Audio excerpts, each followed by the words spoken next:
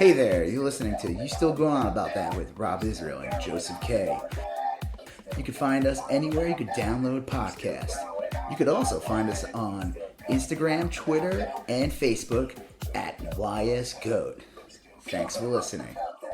I'm Rob Israel. I'm Joseph K. You still going on about that? All right, Joseph. Well, we're a day late. Yeah. Joseph decided that he just wasn't going to do it. He's like, no. I'm going to make you wait. Untrue. You had texted me and said, we got to do it a day late. Bullshit. And then I said, no problem, because I'm an accommodating gentleman. And and then I came back and said, actually, Joseph, right, we could do it tonight. And you're like, yeah. Well, in the interim, I had told my kid I'd take her out to eat. So I was like, look at you being a dad. It was her. Who are you, Mr. Dad of the Year? First day back at first day at middle school. So does it already suck already? I just hate no. She did real well, and she liked it a whole bunch. I mean, it's only good. It's been 2 days. Yeah. But she did real well. She kind of likes school and she thrives in that environment. So my son goes back next week, so nice. Yeah, it'll be good. Yeah, I think so. Yes, we it all worked out, but it's good because there was so much going on. Oh my god, yeah. And half the stuff we're going to talk about today didn't even happen. Right. Didn't happen. We can't make it up. This isn't Spaceballs. If I had made yeah. Now, if I had made this up, can we fast forward? No. What? If I had made this up prior to it actually happening, it would have sounded so ludicrous. The things that happened over the last day, it would have been unbelievable. But here we are. Yeah, I mean, nothing big happened. What happened? The big news. Well, we'll reveal the big news shortly. We got some. Let me give the rundown for tonight. We're going to talk a little bit of pop culture stuff at the very beginning. Yeah. And then we're switching to the big story, which is that the FBI raided Trump's hotel where he's living like a hobo. How dare they? If they could do that to him, they could do it to you. It turns out they went back for some pretty serious. They're thinking it was like nuclear weapon secrets. Well, what, you don't have nuclear weapon secrets? No. And then in a separate, this is unbelievable. You weren't a former president with nuclear weapon secrets? They were raiding him while he was pleading the fifth 400 and some times in a civil. Well, let's list everything else we're going to talk about. We don't want to get sucked. Right. We're going to be talking about that. We're going to be going on about that. Right. Like so the title. Remember Predator, when they were like the new Predator movie with Prey, and she said, looked at the screen and said, I'm the prey now. I always like in movies when they say the title of the movie. Oh yeah. They're like, that's good. These Star Wars are getting out of control. It was on the move is on the move. Or when Mon Mothma broke into the conference room and said the Empire has struck back or something. Right, even though she didn't exist in that movie. No. Yeah. Yeah. But she was in Rogue One, so it works. Yeah. It all works. All right, so we're talking about a few pop culture things. We're going to talk about the Trump things. We're going to talk about there's another big story today. A crazed MAGA lunatic J6er got a machine gun and tried to infiltrate an FBI office, and they had to I don't know why he would do that. Mm-hmm. I guess we'll get into that. You'll find out why. It's not a big secret. He's a goddamn nut job. Then we're going to talk about Merrick Garland kind of making his move. We're going to talk about the rise of Dark Brandon, who's had a hell of a week. We'll talk about Beto, who had a real nice moment in a town hall type of event. He said a naughty word, and therefore I just can't support him anymore. I can't. I'm fine with how grids failing and kids being killed in school, but when you say one of the bad words, that'll be a good one to talk about. And then we're going to talk about a thing that I've been thinking a lot about lately. And it's not my own original thought. It's a weird one. It's James Carville, who you can take or leave him, but his big theory is that the Republicans are just fucking weird. That they're human lizard. He's like, they're just weird. Like they're all weird. He should know. Well, he's been sleeping with one for like that's 50 true. years now. That is true. But we're going to talk about a couple, whatever those two do. Weird. They go in a cocoon or something. Shunting. They throw up. We're gonna talk about a trio of weird little stories. Lauren Boebert. A sheriff's report came out about Lauren Boebert's family over the last week. Ronnie Jackson. Sure it's something totally normal, right? And normal for her. Ronnie Jackson, and then this new MAGA dating site. And then we're going to talk about Tim Pool. So that's the story in a nutshell. And there's a lot. There's a whole bunch. I mean, like even just one of these stories is like a this will turn into a 10-part Netflix series. In 10 parts, like be like a Ken Burns type of. Ken Burns' head would explode. He'd be like, "What the hell am I supposed to do with this mess?" Well, we're the pop culture stuff. We're not going to spend a ton of time on it, but there's just real quick. We were going to talk about For All Mankind, but we're going to skip on this. I think the Trump stuff is just so big that I just feel like there's so much to talk about here. Everything that's been going on. That I want to talk about a little bit of pop culture that kind of works in with the social elements, though, that kind of play into this like right-wing bullshit that kind of feeds into Trump. So we could talk about that element. Right. All Mankind's last episode airs, so we'll just talk about episode 9 and 10 next week. And that'll be the end of the season when we talk about what we talked about there. So the Sandman, Neil Gaiman's The Sandman came out. It's been in like development hell for like 25 years. This thing has been like the fact that this even exists, I don't think people realize. And it's funny because it just gets dropped on Netflix. It's all 10 episodes are just like snuck up on me. Out on Netflix, and it's like you're done. I think was it 10 episodes? Mm-hmm. Yeah. And it's like I watched them over like a 2.5 day period or whatever, or 3 day. The episodes, some are longer than others, some are only like 30 minutes, some are like an hour. They average, I'd say, a little under an hour. Just say 45 minutes each with all the averages. It's just crazy with how that, like, I gotta say this, like, I do like that I could just knock this out, but there is something to be with weekly releases, Yeah. This would have worked well as a weekly release I think so, especially because this show had, unlike most Netflix series or just any streaming series, that goes with Disney Plus too, where you just had these really solid standalone episodes that there's like some narrative flow being fed in throughout the series. But the main focus was on some of these stories. And I feel like you don't really get that on Netflix or even most streaming in general, where it's like, you're just used to like watching basically a long movie. It's like 6-part, 10-part long movie. Yeah. You're really watching a 4-hour movie and it all flows. And where TV series episodic, there should be episodes where some of them are just literally telling a solid beginning, middle, and end story in an hour. And you got some of that in this show. Like I said, there's an ongoing narrative, but like I give the series, I don't want to go too much into it. Maybe we'll talk about it next week or something. I give the series like an 8 out of 10 because there's some things about it. I'm like, it's good. I liked it. I appreciate Sandman. I never read the comic. I barely know anything about it. I know like some things. I know a lot of people. I knew a lot of people who liked it. Just I know some minor elements. I remember there was a character that looked like Tori Amos. I forgot who she played. She played one of the fairies or something. I don't know. One of those green characters, Epiphany or Calliope or Canopy or bad. I don't know. But 4, 5, and 6. No.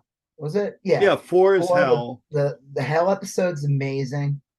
5 is The Diner. You said you didn't like it that much. I thought it was great. It was just like a solid. I thought, David Thewlis, who played like kind of like the villain, I guess. Yeah.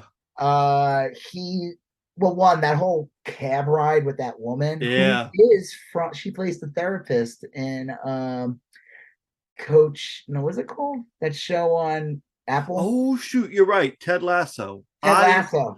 She plays the Yeah. therapist in season 2. She's great. That cab ride, you feel like, man, Yeah, a lot of and he's tension. like, no, he's like, he knows he can read people really well. And he's like, you're an honest, you truly are a good person. He lets her go. And he even gives her like this thing to protect her. Like, Yeah, the amulet like, of protection. you're never going to die with this. Yeah, the diner, it turned, that's like the first third of the episode, like first third, it's solid. And then you go to the diner and it's just like you're introduced to all these characters. You really get to know them. Feels kind of like a Tales of the Crypt, like a really good Definitely episode. Dude, that episode was so fucking dark and disturbing. I liked it. Yeah, I guess my only you just don't like good things. That's okay. This isn't my complaint. I went back and I reread that the first season is the first 2 story arcs, or the first 2 trade paperbacks of the comic series, and they do a great job, but they streamline the fuck out of it. There's a lot of little things that don't really matter to the story that are missing. And I think with me, the only reason I didn't love the diner episode wasn't because of the episode itself, but by then, halfway through the season, I'm like, where's all this other stuff? I want more stuff. And that's that episode, more than any of the others, really seemed to narrow down. It began with the cab ride. The majority of it was the diner, and then at the very end you get to see Desire, and then that gives you a sense of the broader. That's supposed to be like his. What is that character supposed to be? Is that like, you see them in like this weird red room the entire time, and like they don't, and you find out like they're the father of the vortex or something. Yeah, the vortex is their offspring. Like I said, that whole storyline, the girl was the vortex and her brother. And I mean, I do find the psychopaths who were like obsessed with the Corinthian, that was really freaky. The convention was really funny, like just how disturbing that was. But I would imagine what's going to happen. This kind of happens with shows get streamlined. Is that because they said they're working on season 2? So it's they didn't fucking cancel it. They greenlit season 2, from what I understand. It's funny. Desire is the one that's like, it's being that person. They were in Cowboy Bebop. Oh Jesus! I thought a lot about that. I was at the club. It's right. By like I forgot. I don't know, non-binary person. Yeah. I forgot the act that. I don't know. I don't know. I just that person was. I just find it funny that person was also in Cowboy Bebop, and I was like, oh no, they're gonna cancel the show. God. The basic idea with all that, the endless dream, desire, destruction, death, delight, like all these characters, they're like these basic human emotions that are personified. So like obviously dream is the personification of dreams, and anyway, they're like gods. They're like gods. They're like weird, but it's like a different form of gods. Like they're not like open or right. But the weird thing about this, and kind of a thing that drives the story forward, is Dream keeps telling anybody who will listen, like, there are rules, there are protocols, there's all these little like things that you can't break, like you can't, if I go into this guy's kingdom, I have to act this way, and there's all these formalities, and one of the formalities is that they can't hurt each other. They can't hurt the family. Dream can't attack Death, and Death can't attack. But I guess Desire's kind of breaking those rules or something. Well, to a degree, because Desire secretly was giving birth to the Vortex. Desire's the Vortex's father, and he's trying to trick Dream into killing essentially like a niece, which would break a rule. You know what I mean? Like, it's like chaos, trying to create chaos. Basically. Yes. Yeah. So throw all rules away. Sandman, it all happens because he goes out to the human world and he gets captured by this guy who's played by Terithian from Game of Thrones. Tyrion, I think his name is. That actor. He's a great actor. He's only in one episode. And he's trying to bring his son back, but I guess you find out he captured the wrong. He was really trying to capture Death. He wanted death and he got Dream by accident. But because of that, the Sandman, what's his name? What's his actual name? Dream. Oh, his name's Dream. Oh, well, they call him like Dream or Morpheus or he's got like a bunch of names. But obviously it goes by the comic Sandman. Yeah. But he's gone for like over a century. He's captured. And you even see like the son of that guy, and he's like an old man, and that person, and it just because he was gone for over a century and people didn't know where the fuck he went. They didn't realize he was basically being caged. They thought maybe he flaked out. It was like, no, he was in a prison. And everything got fucked up. Yeah. Well, people couldn't dream. Yeah, they couldn't dream. So like all the land was destroyed. And that's all in like the first episode. Yeah. He gets out in the end of the spoilers. He gets out in the end. And then episode 2 is kind of like he starts to see like the that part with the that dragon. It's like, it's so sad. It wasn't meant to exist. But then they got the little goblin. I thought that was cute. It was like a baby dragon or whatever the hell it was. Yeah. Gargoyle. I guess they're supposed to be Cain and Abel. I thought that was kind of funny when his brother killed him. Yeah. Because it's Cain and Abel, but he comes back. Yeah, I don't know. I mean, I like it. I love the Hell episode. That was amazing. I love the fight, the like weird battle between him and Lucifer. I love what? I was gonna say like Satan, Lucifer. I like that it's played by what's her face from Game of Thrones. Yeah, I think Brienne of Tarth. I think it's great that she got Gwendolyn Christie. Yeah, I think it's great that she finally got like an awesome role. Captain Phasma was supposed to be an awesome role. Like, holy fuck that up. Right. Yeah. Dude, that is the biggest movie sin. It really was. You cast her to be this badass leader of like the stormtroopers, where the fuck they were in the new series. And you just like right in the first movie, you just fuck it up. There's that dumb scene where they kind of capture and make her give the codes or something. It's so bad. There's no good fight scenes. Like everyone said, the part when like Finn gets the lightsaber the first time and he fights that stupid stormtrooper who's like, they said that should have been Captain Phasma. That scene should have been Captain Phasma, and that scene should have been the part where she beats the shit out of him or something. And they didn't do anything with her. And then that was real disappointing. She showed up for 1 minute in the second movie and gets punked. So I felt bad because I was like, why would you cast this woman who's this badass in Game of Thrones and just fucking shit the bed on that character? It was such a cool. It could have been one of the coolest Star Wars characters. Oh, for sure. In fact, it's like this badass. Well, they could have built that up to be a Boba Fett. What? You know? They could have built that up to be a Boba Fett, but type. Better because actually do something. And instead, they were like, we're gonna make it worse than Boba Fett was treated actually in the original trilogy. Yeah, they totally fucked that up. Wow. Hardcore. I would say she's in it. She's great in this. I think she is. Like, there's a presence to it. The death episode's amazing. Oh yeah. The storyline with the guy where he basically gives him like life and he checks on him every 100 years. Yeah. And I like that one episode. It takes place like the one part. Each century, I like when he loses everything and he thinks he wants to die and he doesn't. Yeah. And then the next century though, but he's like a slave trader, and he says Sandman or Dream's very disappointed in him. He's like, you're basically taking people's lives away, and I think he helps him realize like, oh yeah, this is wrong. Yeah. And then he becomes like a better person, and they get into like a little fight in the late 1800s or whatever, and he says to him like, we're friends, and Morphe's like, I can't be friends with a human. You guys are shit, whatever. And then he goes, and it takes place in the 80s, and he goes there, and Morpheus isn't there. And then I was like, oh, he's a dick. And I was like, no, he was fucking in prison. Right. So I thought it was great when he shows up and meets him. The guy bought the new bar because he went there. It's crazy that bar existed for like 7 centuries or whatever, but there are places in Europe that are. I was gonna say there's bars. There's like a bar in Ireland. I think it's like 1,000 years old. Yeah, you can still go to these bars that were like ancient, basically like the very, very old. Under those seats are fucking old as shit. Super old. Well, I think my short assessment is that It's a great series.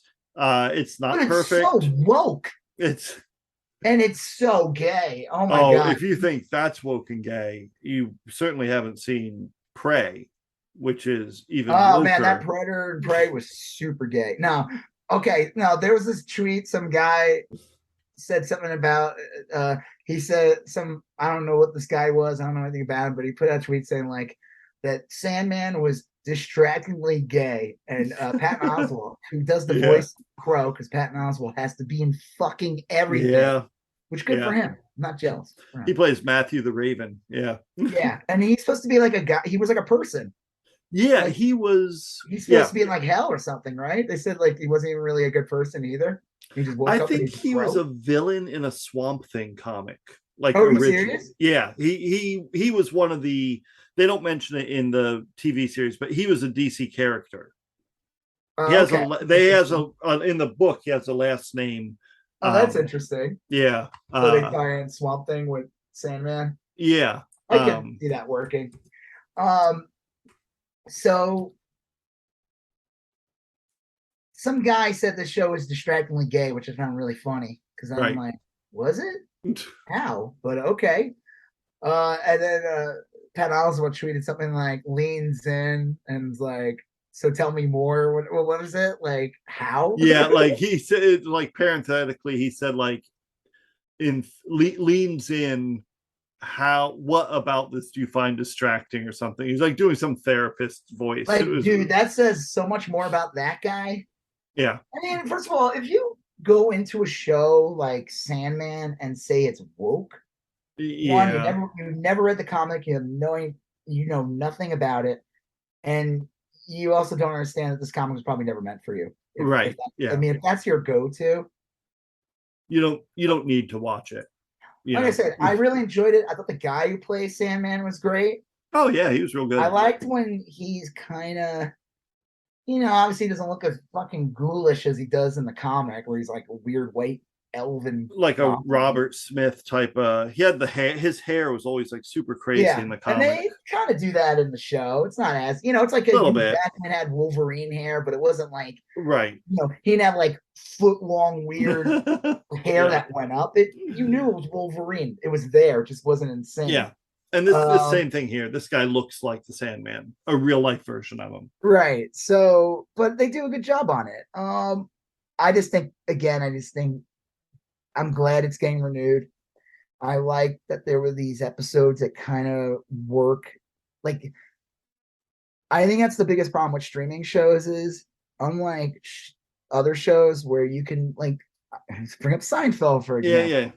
I mean, that's a sitcom, so it's a little different. But, like, where you can just be like, or fine, even Buffy. You can bring up, like, 3 Buffy episodes and be like, watch these episodes. These will hook you on to the series. Yeah.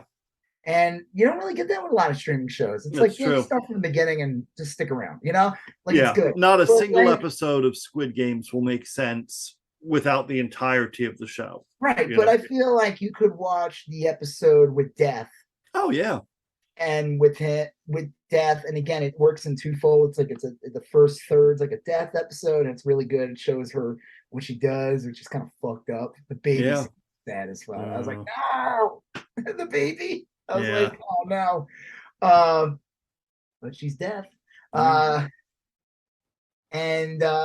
it turns into the story about the guy who lives forever, that Morpheus. And Hob. And it has a nice ending. He visits in the end. I thought it was gonna turn into this like fucked up, like Tales of the Crypt like ending where the tragedy of living forever. Right. And it was more like, he turned into like a well-adjusted person and they were friends. Yeah. And then he's like, nice. Hey, what's wrong with a nice ending?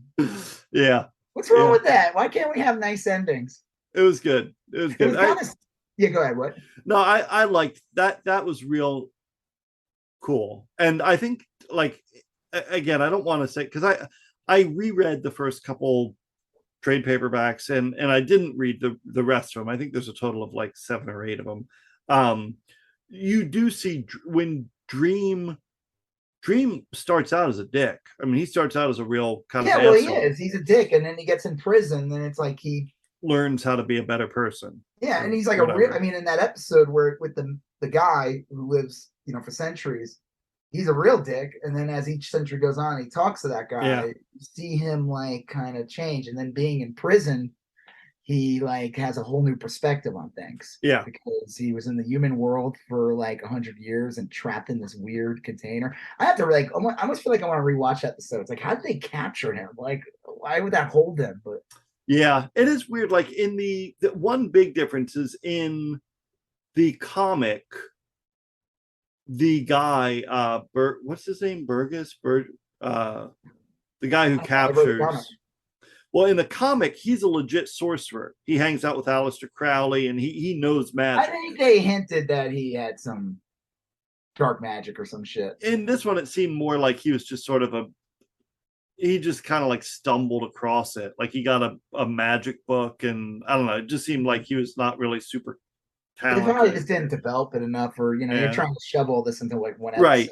Yeah, I think that's what I'll say is that, like, I think if you've never read the comic, you're gonna the TV show is really easy to get into, and even if you have read the comic, there's some stuff in the show that is directly out of the page. This is how I feel about like Preacher. Preacher was like, I don't know if you watched it. A little bit. Was weird. They did something weird with season 1, and I didn't really care for it. It was like almost like they were hoping the show would have lasted like 10 seasons. Yeah. It was like almost like the season 1 almost worked as like a prequel, and they kind of told some stuff out of order. And that's fine. The series got really good in season 2, and 3 was awesome. And the last season was fine, but the fact that it existed and how good it was, I found it to be crazy. I was like, it's like this fucking. Then that was in development hell for decades too. So I mean, I think anyone who likes Sandman, I have no idea. I don't know. I think Sandman almost not really being a thing for a couple of decades now. Actually, probably a good thing that it came out now and not. I agree. Because I bet you 20 years ago, one, effects wouldn't have been as good. No. You didn't have streaming services yet, so it was either going to be a movie that would have been crucified, or a low budget like show that just cannot do what you really want it to do. Yeah. And I think this is the perfect time. It works out so well. The property is old enough and been around long enough that you're going to get some nuts who are going to be like, it's not right or whatever, and you're going to get those chuds too. But who gives a fuck about them? But like the comic not being around, streaming services the way they are, the special effects that they're willing to put, the budgets they're willing to put into these shows that are beyond anything that normal TV would have done. Yeah. I think this was the perfect time that came out. I like it. I look forward to season 2. I bet you what will happen in season 2, there'll probably be elements that were just in those first 2 trades, like you said, that'll just show up in season 2. Yeah. That will expand on things. Yeah. And the thing is, you gotta understand too, sometimes shows try to accomplish as much stuff as possible in season 1. Right. Because sometimes they just know there won't be a season 2. Yeah, that makes sense. Unless you're Severance, and then you're just evil if you didn't get a season 2. Severance didn't work that way. Yeah, Severance went in like, we're getting another fucking season. You're gonna give us one, because they would have had a little more closure, I think. Like you ever like some first seasons, a lot happens in it, and then it get they know they're gonna get like another 2 or 3 more. Season 2 sometimes like slows down a bit. Slows down. Sometimes I'm like, I don't like that, because then it starts to drag. It's like, no, I do want it to still have the same tempo as the first season. Yeah. Well, I don't know.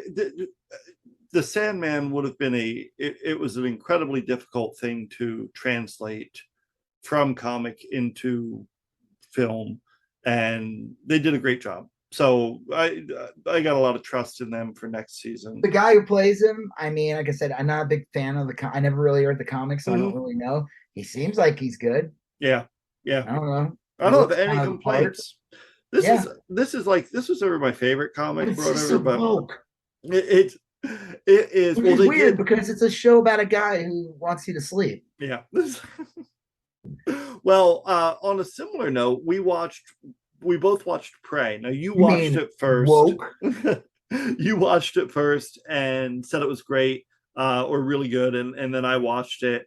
So basically, Prey was in the works, and it was one of those things they were working on before Disney bought Fox. Yep. And then I guess when Disney bought it, they decided we're gonna just put this out on Hulu. Probably reason is that a Predator movie came out in 2018. It's possibly one of the worst fucking movies ever made. Did you ever see it? I saw Alien versus Predators. Not that crap. No. What was this? Is like okay. There's Predator 1, Predator 2, and then there's really no Predator stuff until Aliens vs. Predator 1 and 2. And then Robert Rodriguez made a movie called Predators with Adrian Brody. That one was like okay. Had the guy from the 70s That's show. the one I saw. Okay, that's Predators. That's when they're on like an alien planet. Yeah. And you find out they're on basically their planet. I thought Adrian Brody was going to be great, but it was terrible. It was like okay. It was all prisoners basically. They were all criminals. Yeah. Some worse than others. Like I like that the guy from the 70s show. What's his name? The main guy from the 70s show. Yeah, Topher Grace. Yeah. He was like a fucking like serial killer or something. It was revealed.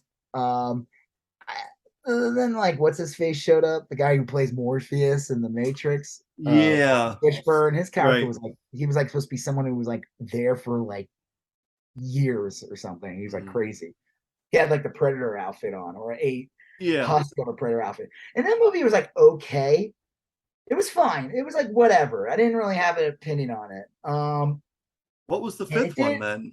The last one came out in 2018 called Predators.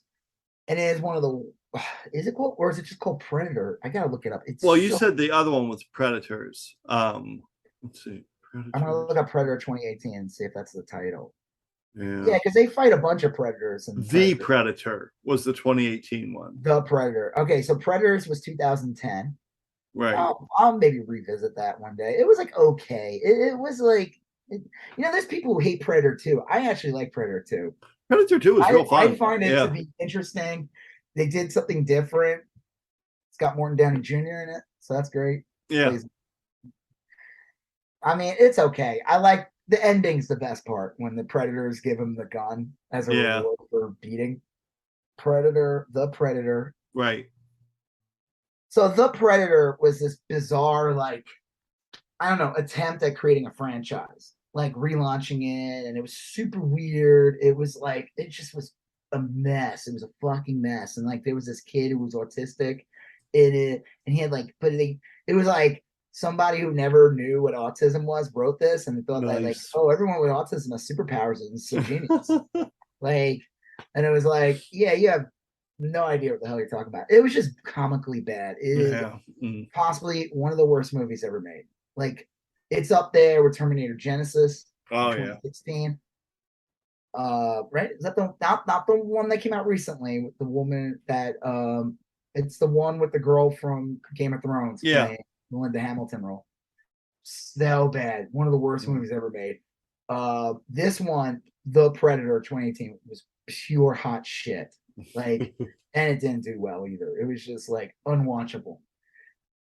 This movie kind of was like, it's weird. This movie was it was already in development. Disney bought Fox, and they decided we're just gonna make this a Hulu movie. And honestly, probably I think this is great because what you ended up getting was, in the end, it was a nice, tight, like 90-minute movie that really just focused on like a really decent story involving this girl and this tribe.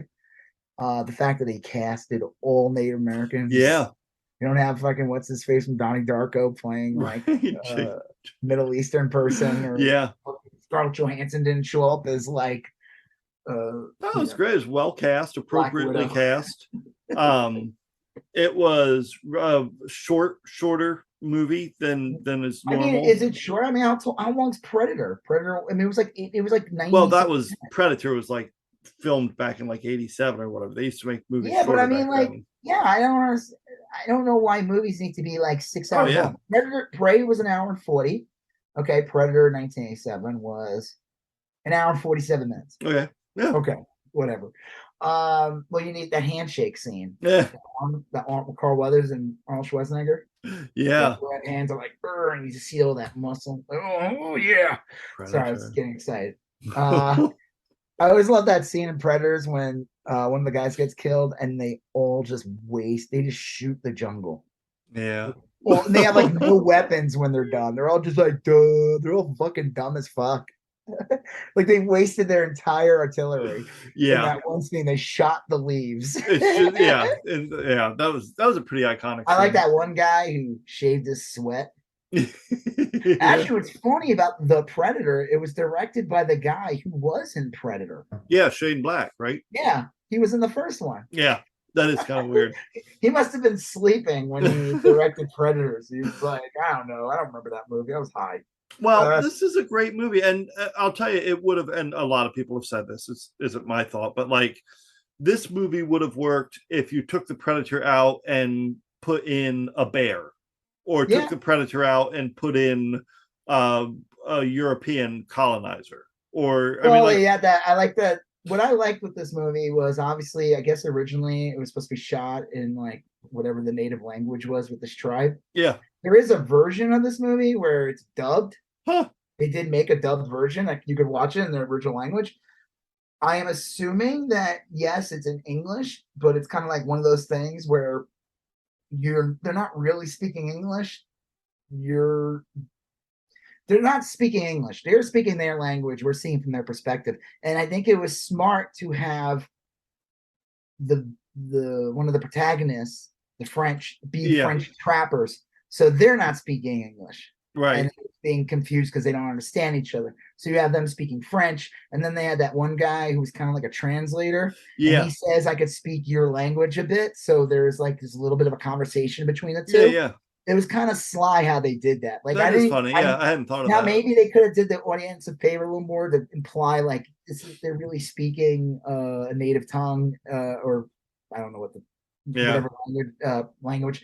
And I think that's why they had French trappers and not like English trappers. Or I think they could have done the whole movie with what were they, Cherokee or something? Maybe. Well, whatever. They could have done the whole movie in the native language because so much of it was like the dialogue was almost incidental. You could pick up via the context what was going on. I mean, it's fine. I prefer movies just so I can just like not have to look at the screen constantly. But the Chudverse was they were very upset. They said, how could a girl do this? And they ignored the fact that the first Terminator movie, Linda Hamilton was a waitress. And Kyle Reese, he was this trained soldier. He gets killed, but she's somehow survived in the end. Or I don't know, Sigourney Weaver played a space trucker in the first Alien movies, and somehow in all Alien movies was like a super soldier. It's just or let's go back to the first Die Hard, not the stupid sequels. Or I'd say he still was like your everyman guy. Those horrible ones like 4 and 5 where they decide we're gonna make John McClane a fucking superhero. Yeah, dumb as fuck. That again was putting somebody who really doesn't have the physical prowess, doesn't really have it, but he has some smarts, and that was the whole thing too. Being a hunter, you don't have to be like the biggest, strongest person. It's like you have to kind of be clever. And to be fair, and this is like any movie, Aliens or any of that, a lot of people chip away at the bad guy a bit. Then it kind of makes it easier for the person in the end to kind of confront. I mean, Arnold couldn't really fight the Predator in the first movie.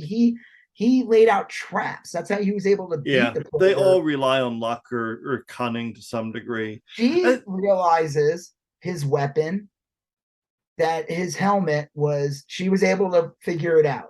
And you could say it was unrealistic. Oh, okay, whatever. It's a fucking movie. And she's fighting an 8-foot-tall alien monster. Yeah. So I don't know. I think there's like you can have a little bit of and whatever. People suck. They just want to hate on something. Yeah. And not all stories have to be about like the white savior.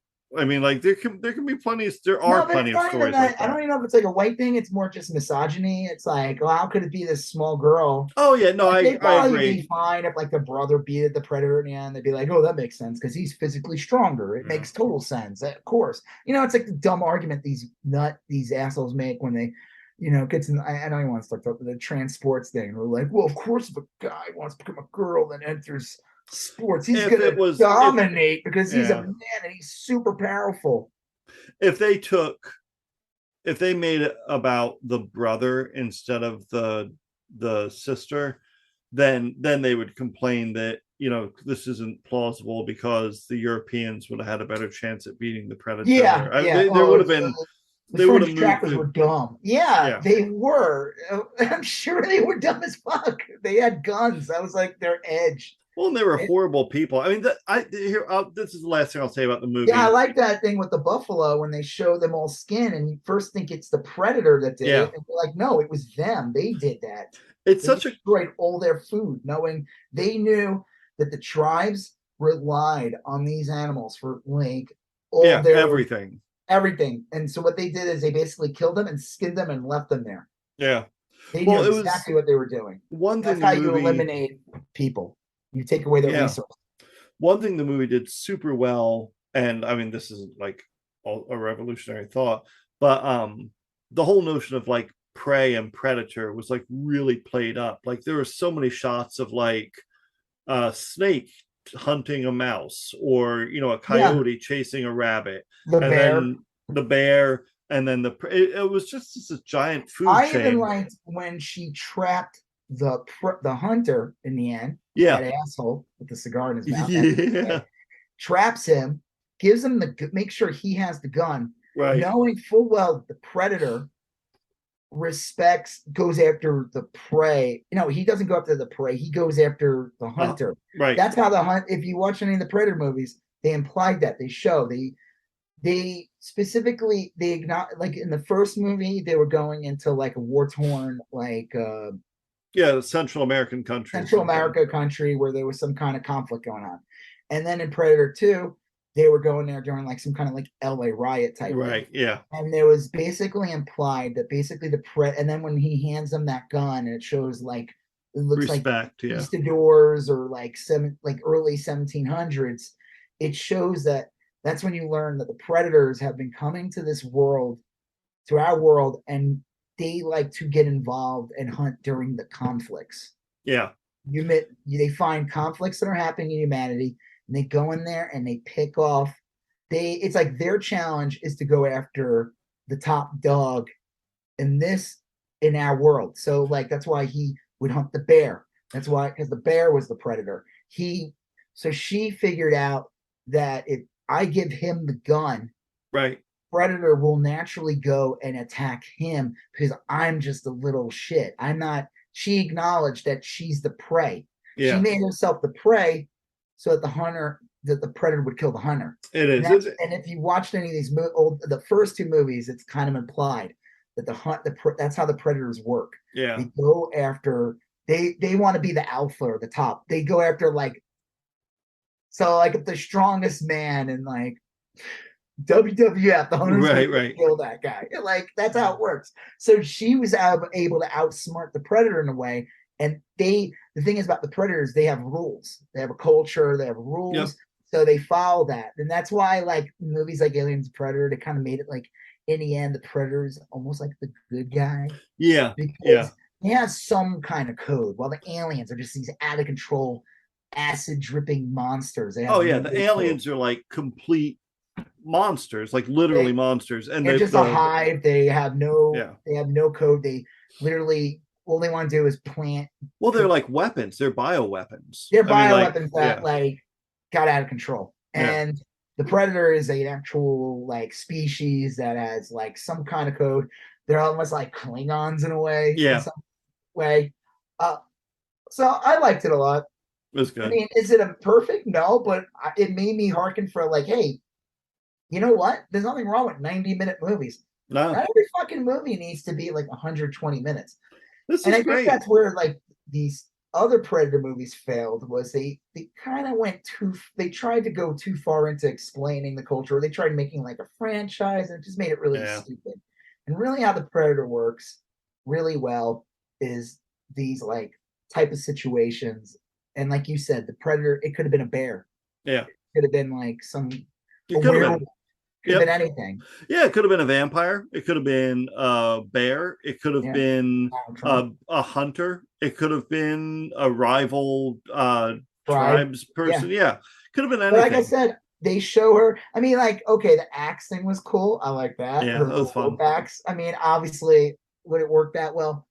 You know what? Who's the fuck? How can you just enjoy something and shut the fuck up? You know what? Obi-Wan threw a ton of rocks at Vader and Obi-Wan. Yeah. Oh yeah, how is he didn't do that in New Hope. Why didn't you do that in New Hope? You know what? Why don't you shut the fuck up? Why don't you just shut up and enjoy yourself for once? Yeah. You know, you are in the golden age of geek content. Oh my God, yeah. Like, could you the fact that like they put an awesome Predator movie on Hulu. Yeah. It's bananas. Or that you wake up one day and you're like, oh shoot, yeah, I forgot they adapted Sandman and there's 10 episodes available. And it's really good. Yeah, and it's legit. It's a good show. So like, yeah, we like literally, or the fact that there was like, I think people are spoiled. I don't think people understand what it was like to understand. They made a Punisher movie with Dolph Lundgren and it went straight to video. Yeah, I mean, like that was my childhood. I watched a Punisher movie starring Thomas Jane, shot in Tampa, Florida. Well, that came out in 2004. We were already well into the Marvel movies. You had Spider-Man already. You had Oh, yeah, it was. Yeah. All right. The problem with that movie was it was like they were like, well, everything's in New York and we can't put everything in New York. But why would you do Florida? So crazy. Why would you put the Punisher? Like, just shoot it. You know what? Philly. Yeah. New Jersey. They could have shot the thing in Deep Ellum. San Francisco. Fine, you put it on the other coast. Yeah. Put them in San Francisco. They have crime there. You know what I mean? Like Seattle. Oh, I got a crazy idea. This is gonna be nuts. Ohio. What? Oh, Chicago. Yeah. Oh no, I got crazy. How about this? Let's put them in Jacksonville, Florida. Right. It was SeaWorld. Ocala, Florida. That's where the Punisher is. Yeah. All right. Well, let's. So, well, I mean, we don't have anything else to talk about. Nothing happened. I was going to say, let's shift to our big news stories. No, nothing happened. What are you talking about? What happened? It is bananas. So much happened today that I know. I'm watching the news. Overwhelming. At first, we're still dealing with the Trump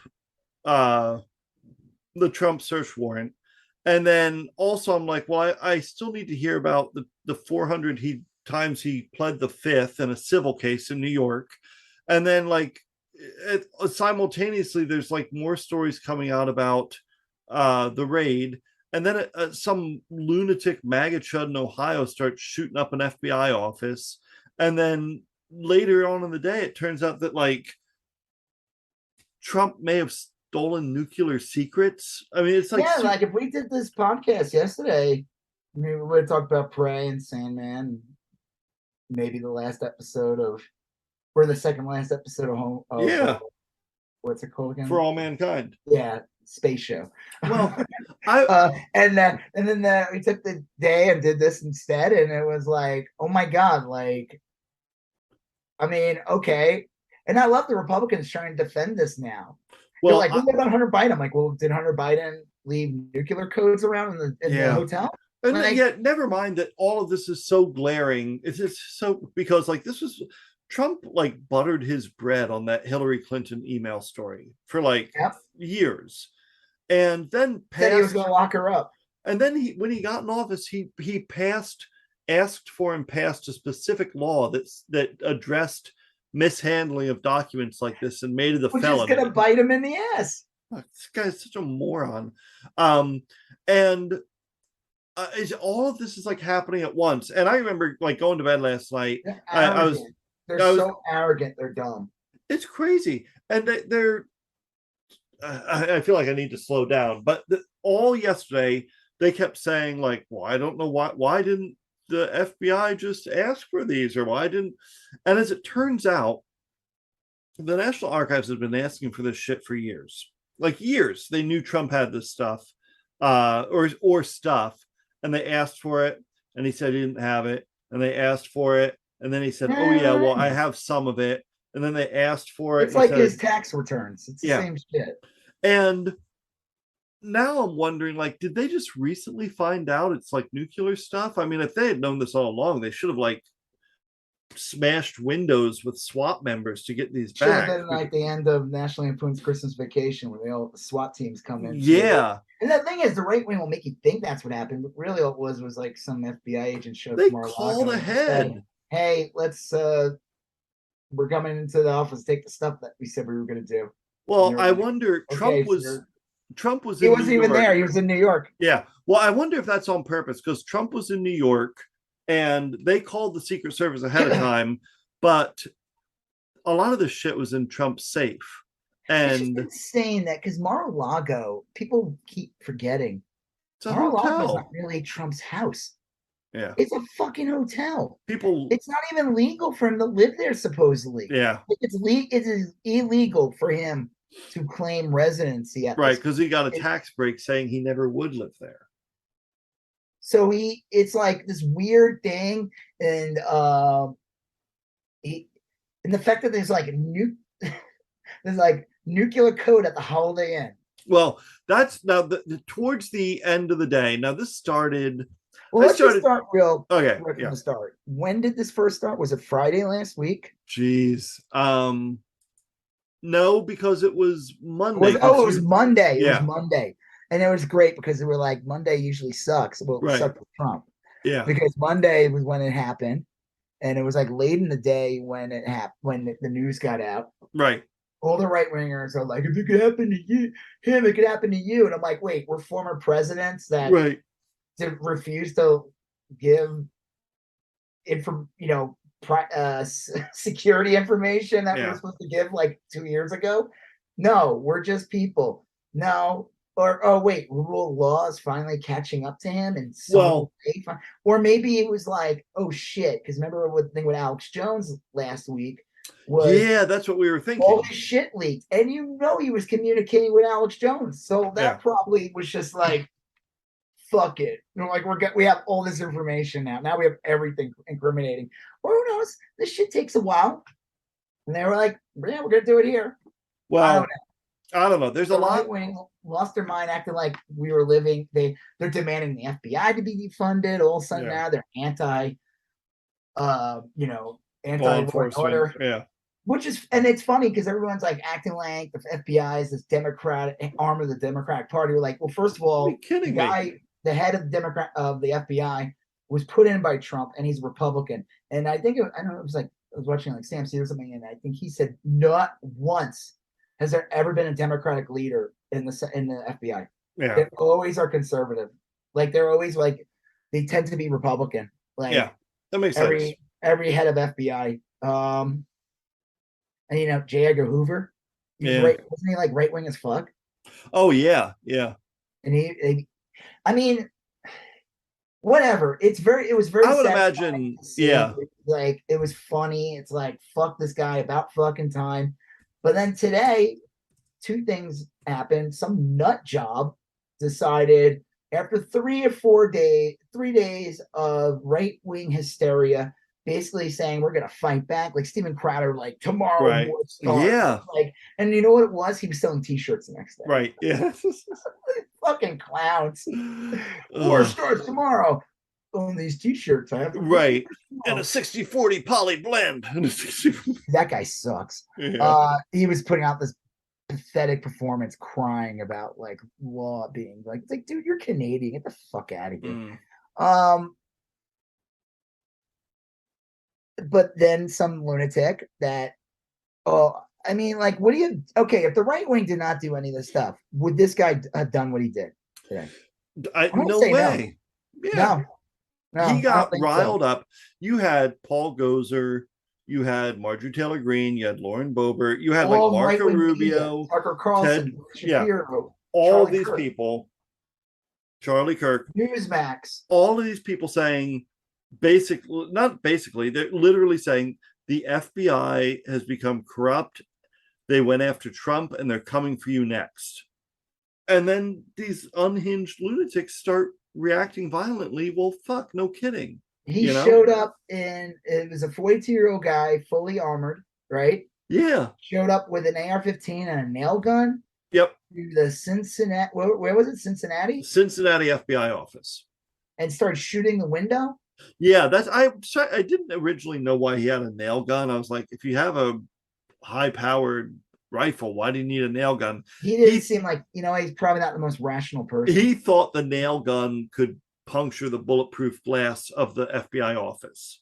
So that's why he brought the nail gun. And as it turns out, that didn't work. And then he had to flee. I think it's very important that we allow guns to be legal so that nuts like this can just go randomly shoot up. It's like the psycho that showed up at that pizza place, the Pizza Planet, whatever, in DC. Comet Pizza, investigate after a solid year of Pizzagate propaganda pushed by Alex Jones and all the right wing. Oh, we didn't know that would happen. Or what they'll say is, oh, that guy, that was a plant. That was a crisis actor. This guy now who attended today, attended January 6th. Yep. He said he got 7 days in jail.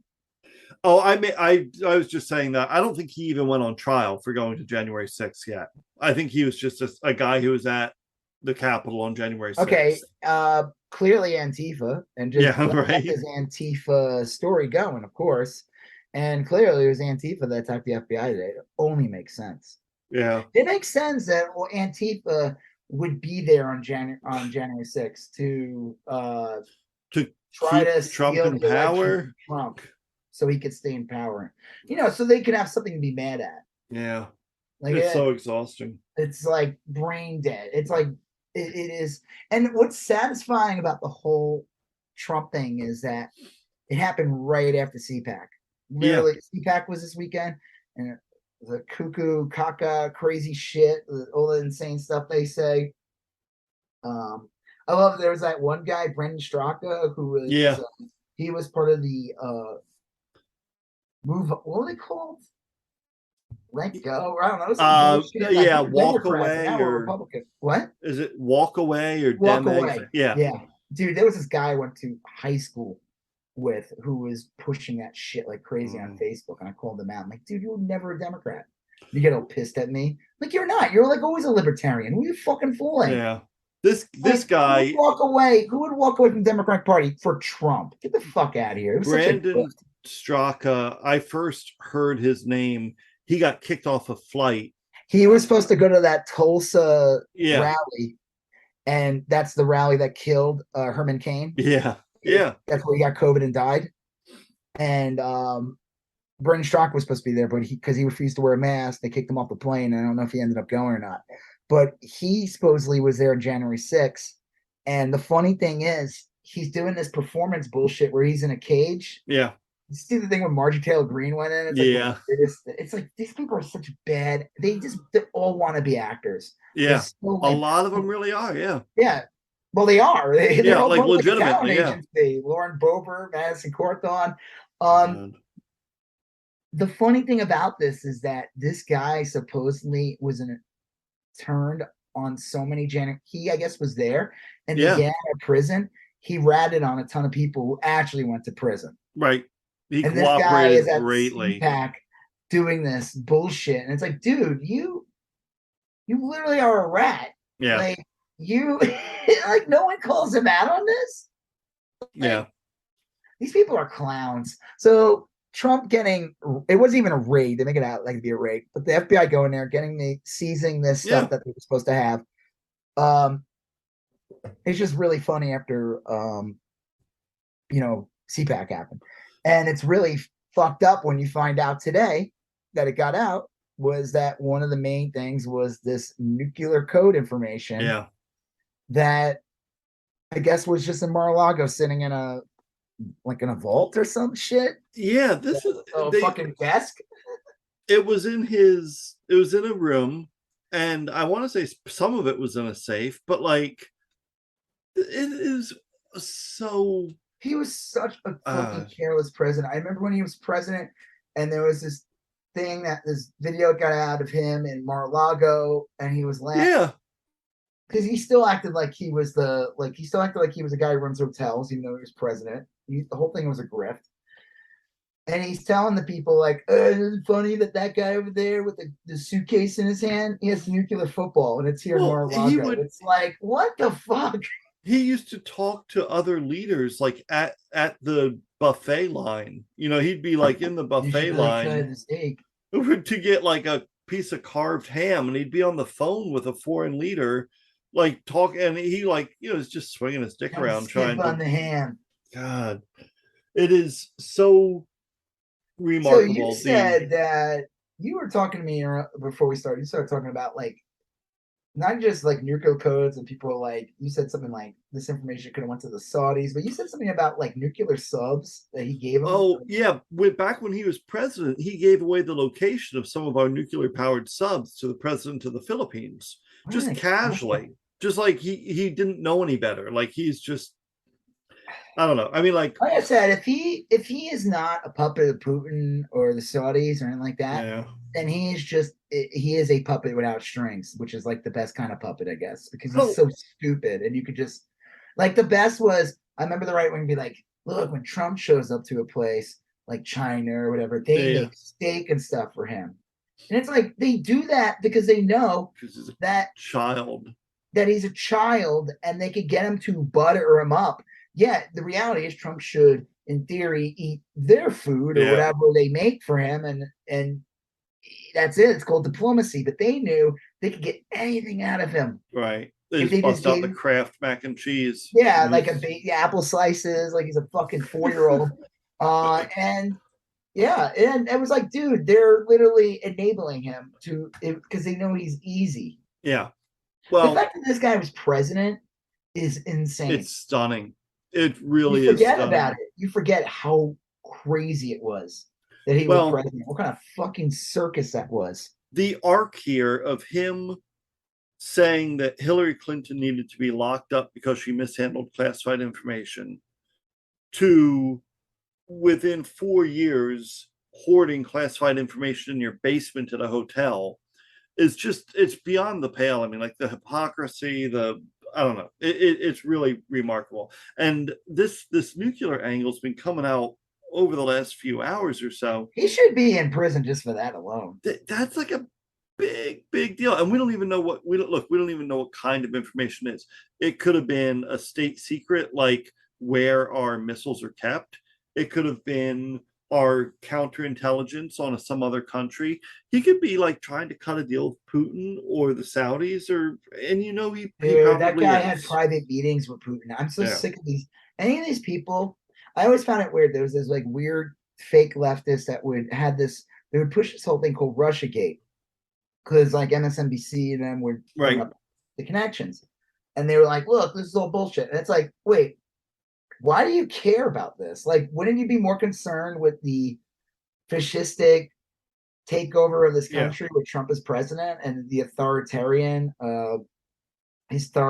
tendencies, or what they call it, autocratic tendencies? Yeah. Wouldn't you be, as a progressive or leftist, whatever the fuck you want to claim you are, wouldn't you be more concerned about that? The fact that like they put in a trans ban or they put in a Muslim ban, all these things. Isn't that important to you?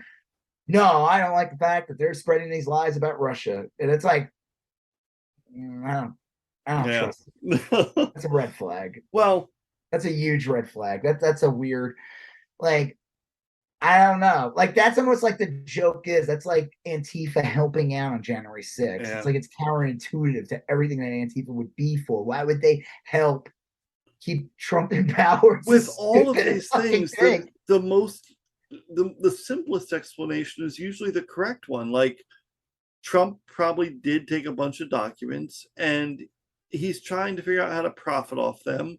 And that's probably a big crime. I guarantee you that he probably would be like, I'm going to sell these for like billions of dollars. Yeah. Or I'm going to sell these in exchange for this, I said that he would, half the codes he would send to Saudi Arabia, the other half to Putin. And you give one number to Kim Jong-un just for funsies. Sure. And he'd be like, well, you're just going to have to figure it out from there. And they'd be like, okay, Donald. So Russia gets the first 4. Right. Saudi Arabia gets the last 4. And then Kim Jong gets the other number. The Powerball at the end. Yeah, right. I don't know. It's just it's stupid. It's remarkable that it's this serious. It's remarkable, honestly, that it's taken this long to address. Well, I tweeted, I said, right wingers are all of a sudden totally cool with American nuclear codes just laying around for anyone to see. Everyone knows that only libtard snowflakes care about nuclear Armageddon. What the fuck, man? Like, man, what did Eric Larson write? He wrote something. I retweeted it. It's pretty biting.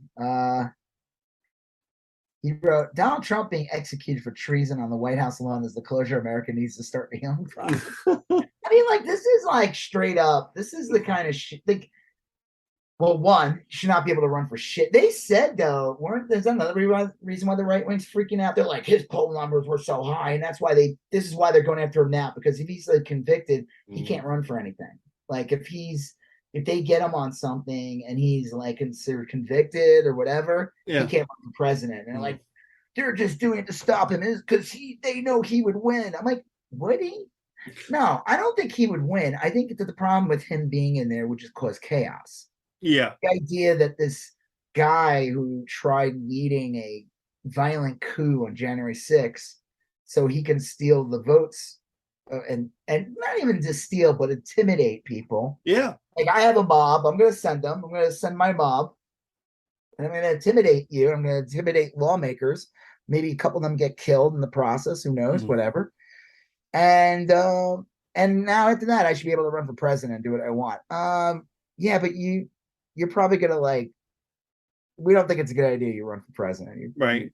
You've already proven that you tend to be against the thing that's supposed to be what the country's about. Well, this is just such a big deal that I don't know where they go from here. I mean, ideally we'll find out quickly what it's about in specific, but it looks real bad right now. It looks real bad. Yeah. But what about okay, so meanwhile, Merrick Garland finally showed his shadow. Yeah. Well, let me say real quick before we move to Merrick Garland. All this was happening as Trump was trying to defend himself in a civil case in New York. Yeah. And he took the fifth 400 and some times. He was in a deposition. I'm sorry. There's got to be like a point where you're like, okay, you can't plead the fifth after 5 times.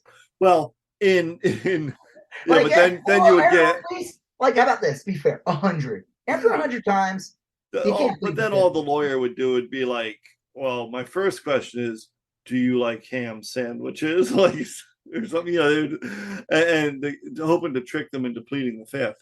Well, I do. But Gotcha. It's a civil case, and everyone said nobody pleads the fifth in a civil case, because in a civil case, pleading the fifth can be used against you. The attorney at the end can say he pled the fifth, and that means if he had opened his mouth, he would have incriminated himself. So they're saying that he pled the fifth. Innocent people don't need to plead the fifth. Well, they're saying they usually don't. He's saying they pled the fifth there, so to avoid later criminal charges. He doesn't care if he loses this civil charge. Yeah, civil case. I could say, plenty of people that are basically innocent might plead the fifth. I could see that. If sometimes you just don't trust the cops. Yeah, whatever. No, listen, I get that. I just think it's insane that someone can come in and just plead the fifth 400 times. Yeah, that's just, to me, it's like at some point someone's gonna be like, "Oh, come on, asshole." Yeah. Are you fucking kidding? Well, I clearly not taking this seriously. I do, though. Like you had just said, I know you have it with it, mate. All of this. I know you have it with it, mate. All of this brought out Merrick Garland from the shadows, and he delivered. I read that it was what we do in the Merrick Garland shadows. It was a little 4-minute press conference, and he basically said, he kind of threw down the gauntlet and said, I'm making a motion to, because that's been the thing. Trump is like, well, they won't release a search warrant and all these charges. Yeah, that was the joke, and all the right wing were saying that. Like, oh yeah, what about the search warrant? Everyone was like, yeah, like Trump's preventing people from Trump seeing. could issue it anytime he wants. Yeah, every like Democratic politician like pretty much said that. A lot of people were like, he can show it if he wants. So Garland Maybe came he out and doesn't want said, to. I'm making a motion to release it. Merrick Garland said that today. Yeah, barring any objections from the defendant. And so now it's up to Trump. The judge said, okay, reach out to Trump's lawyer. If no one has any problems, we'll release it tomorrow at 3:30. So Trump has either got to A, get exactly what he asked for, or B, cover it up. Those are his options. But like, if he covers it up, what happens? Well, a couple things. The judge can decide to release it anyway, or the judge could decide to release it, and Trump could issue an emergency appeal up to the next level in court. There's some different things that could happen, but I don't know. I mean, only thing if he does that, all it's like, dude, of course this guy's fucking guilty. Yeah. We know he's fucking guilty. Like, and then the great thing is, and that's what's the funny thing is, it's like, okay, these fucking clowns are all like, oh, we'll release the search warrant. And they're like, okay. Once Merrick Garland's like, yeah, please do. And oh no, never mind. Like that would basically reveal why they were there, right? Yeah. The search warrant would basically reveal, like, oh yeah, they were there for like. So how did the nuclear stuff get out? Late in the day, I think it was the Washington Post said that they had been talking to sources, and the sources said that it had. Here's where it started: is one of the names on the affidavit, or one of the names associated with this, was an agent who specializes in espionage, nuclear espionage. And that got them to asking questions. And then by the end of the day, the Washington Post had published the story that said the FBI went in there looking because they thought Trump had nuclear secrets. And then a whole bunch of other reporters started talking about it, and then a lot of them started confirming it. So that's the story right now. Now, we don't know what it is. It could be something. I guarantee that it definitely nuclear was in there. Well, but that could mean a bunch of different things. It could be literally like, hey, here's the schematics for a new type of reactor we have. Yeah. Or it could be these are the computer codes to get into our nuclear arsenal. Or yeah, it could be our info on North Korea's nuclear program. The blueprint plan for January 6th. Right. Yeah. It could be on the back of a Denny's menu. This is where we hang Mike Pence. You see Mike Pence like groveling, like that guy up that tweet. Like it's like, dude, this guy wanted to hang you. He has zero self-respect. I really don't believe his life was ever in threat. I believe that he was in on it, and then they said like they threw that in to make it look like, hey, I'm not really part of this. Right. But I feel like his life was never in danger. He was totally in on it. There were a couple other ones, like Andrew Yang, like, oh, well, we shouldn't do that. And like somebody made like a parody tweet about like why we shouldn't like stop Sauron or something. And it was really funny. I'm not a fan of Sauron, but I think I'm not a fan of Trump, but I also am a grifter piece of shit.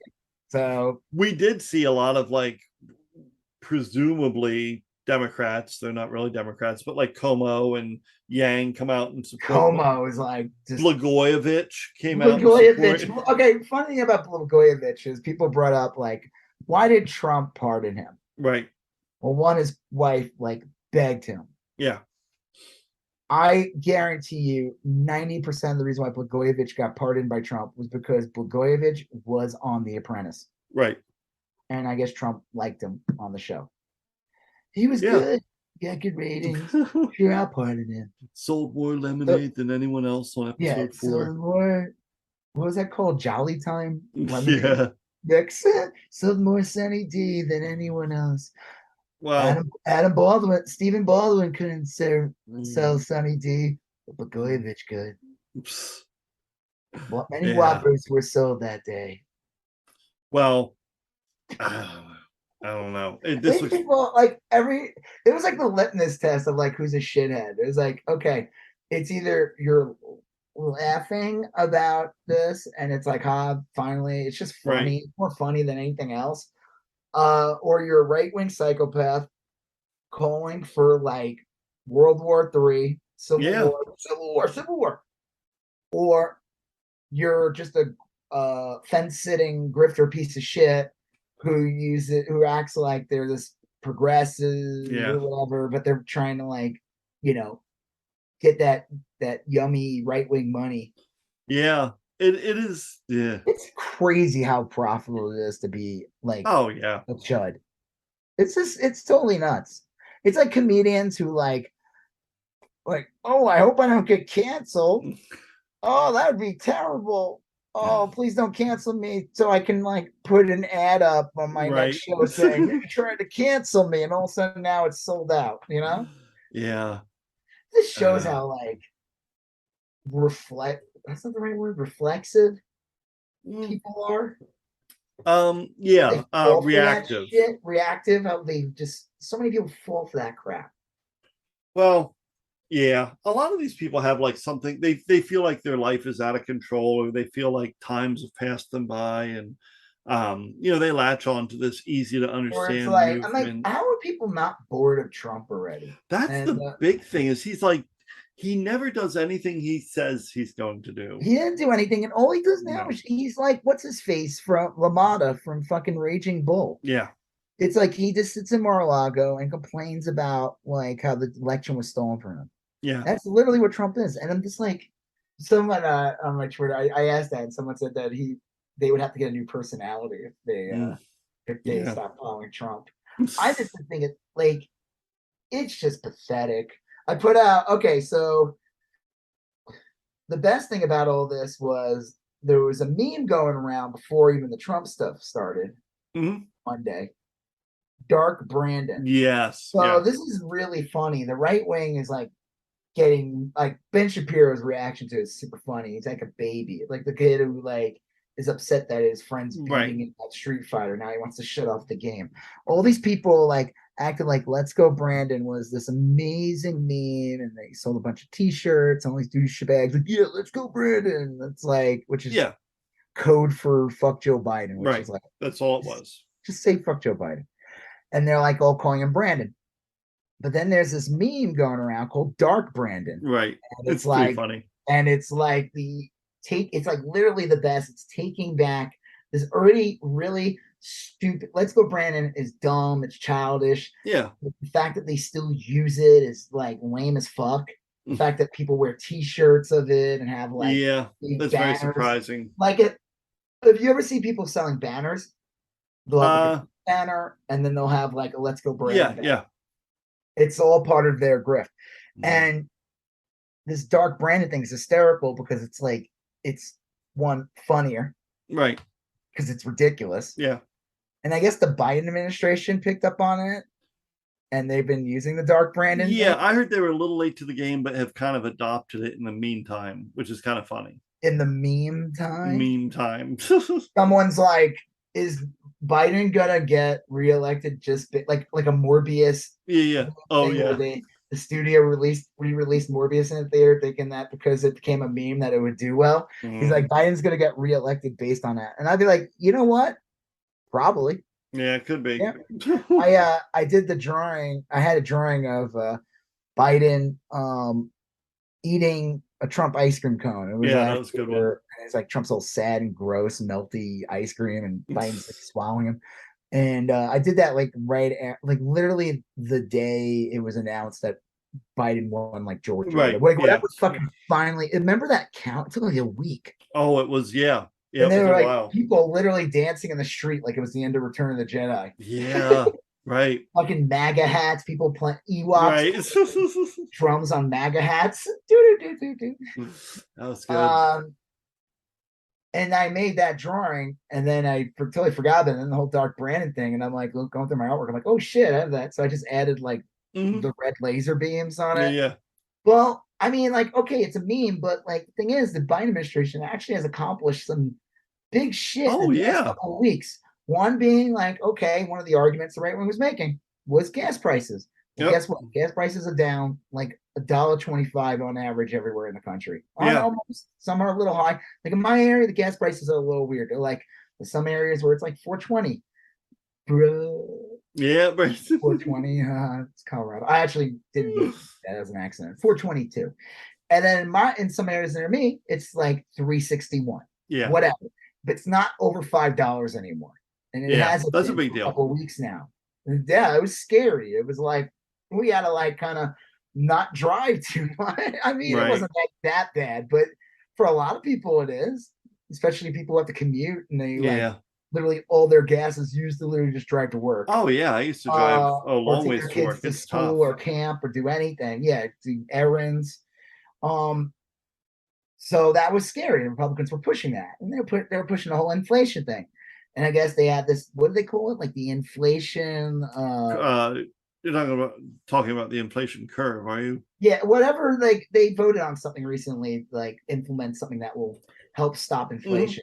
And the right wing's like trying to push this whole like that's not true. It's going to make inflation worse. You're falling for a trap. Haha.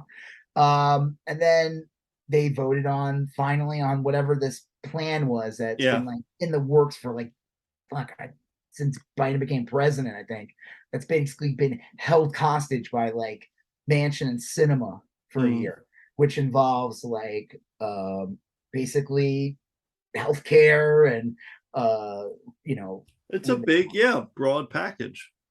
And so they got that accomplished that week too. There's a bunch of shit happened the past couple of weeks, and it's like a 1-2 punch. And then the Dark Brandon meeting's kind of funny, and then the whole Trump shit that goes down. So it's just this like, so like, have you seen anything about his poll numbers? Because for months now, I've only seen negative polls that show Biden's in 30%. And he's the worst president ever. But I haven't seen any polls where like all this positive stuff's been happening.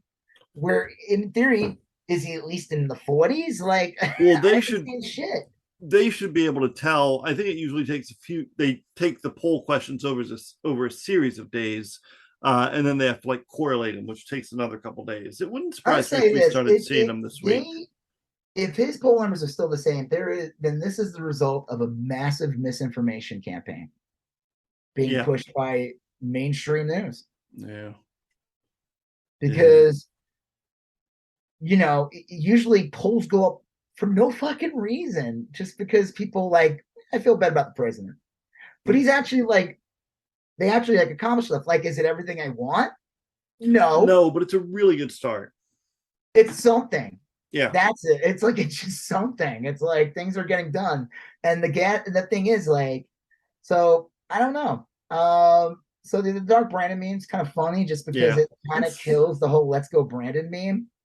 They were trying to like push the right wing was trying to push all this thing, saying like, oh well, it came out of Nazi 4chan or something, and I'm like, okay, who cares? Who gives a shit? This isn't like a Pepe the Frog thing, right? Like it's Biden with laser eyes. Like it doesn't.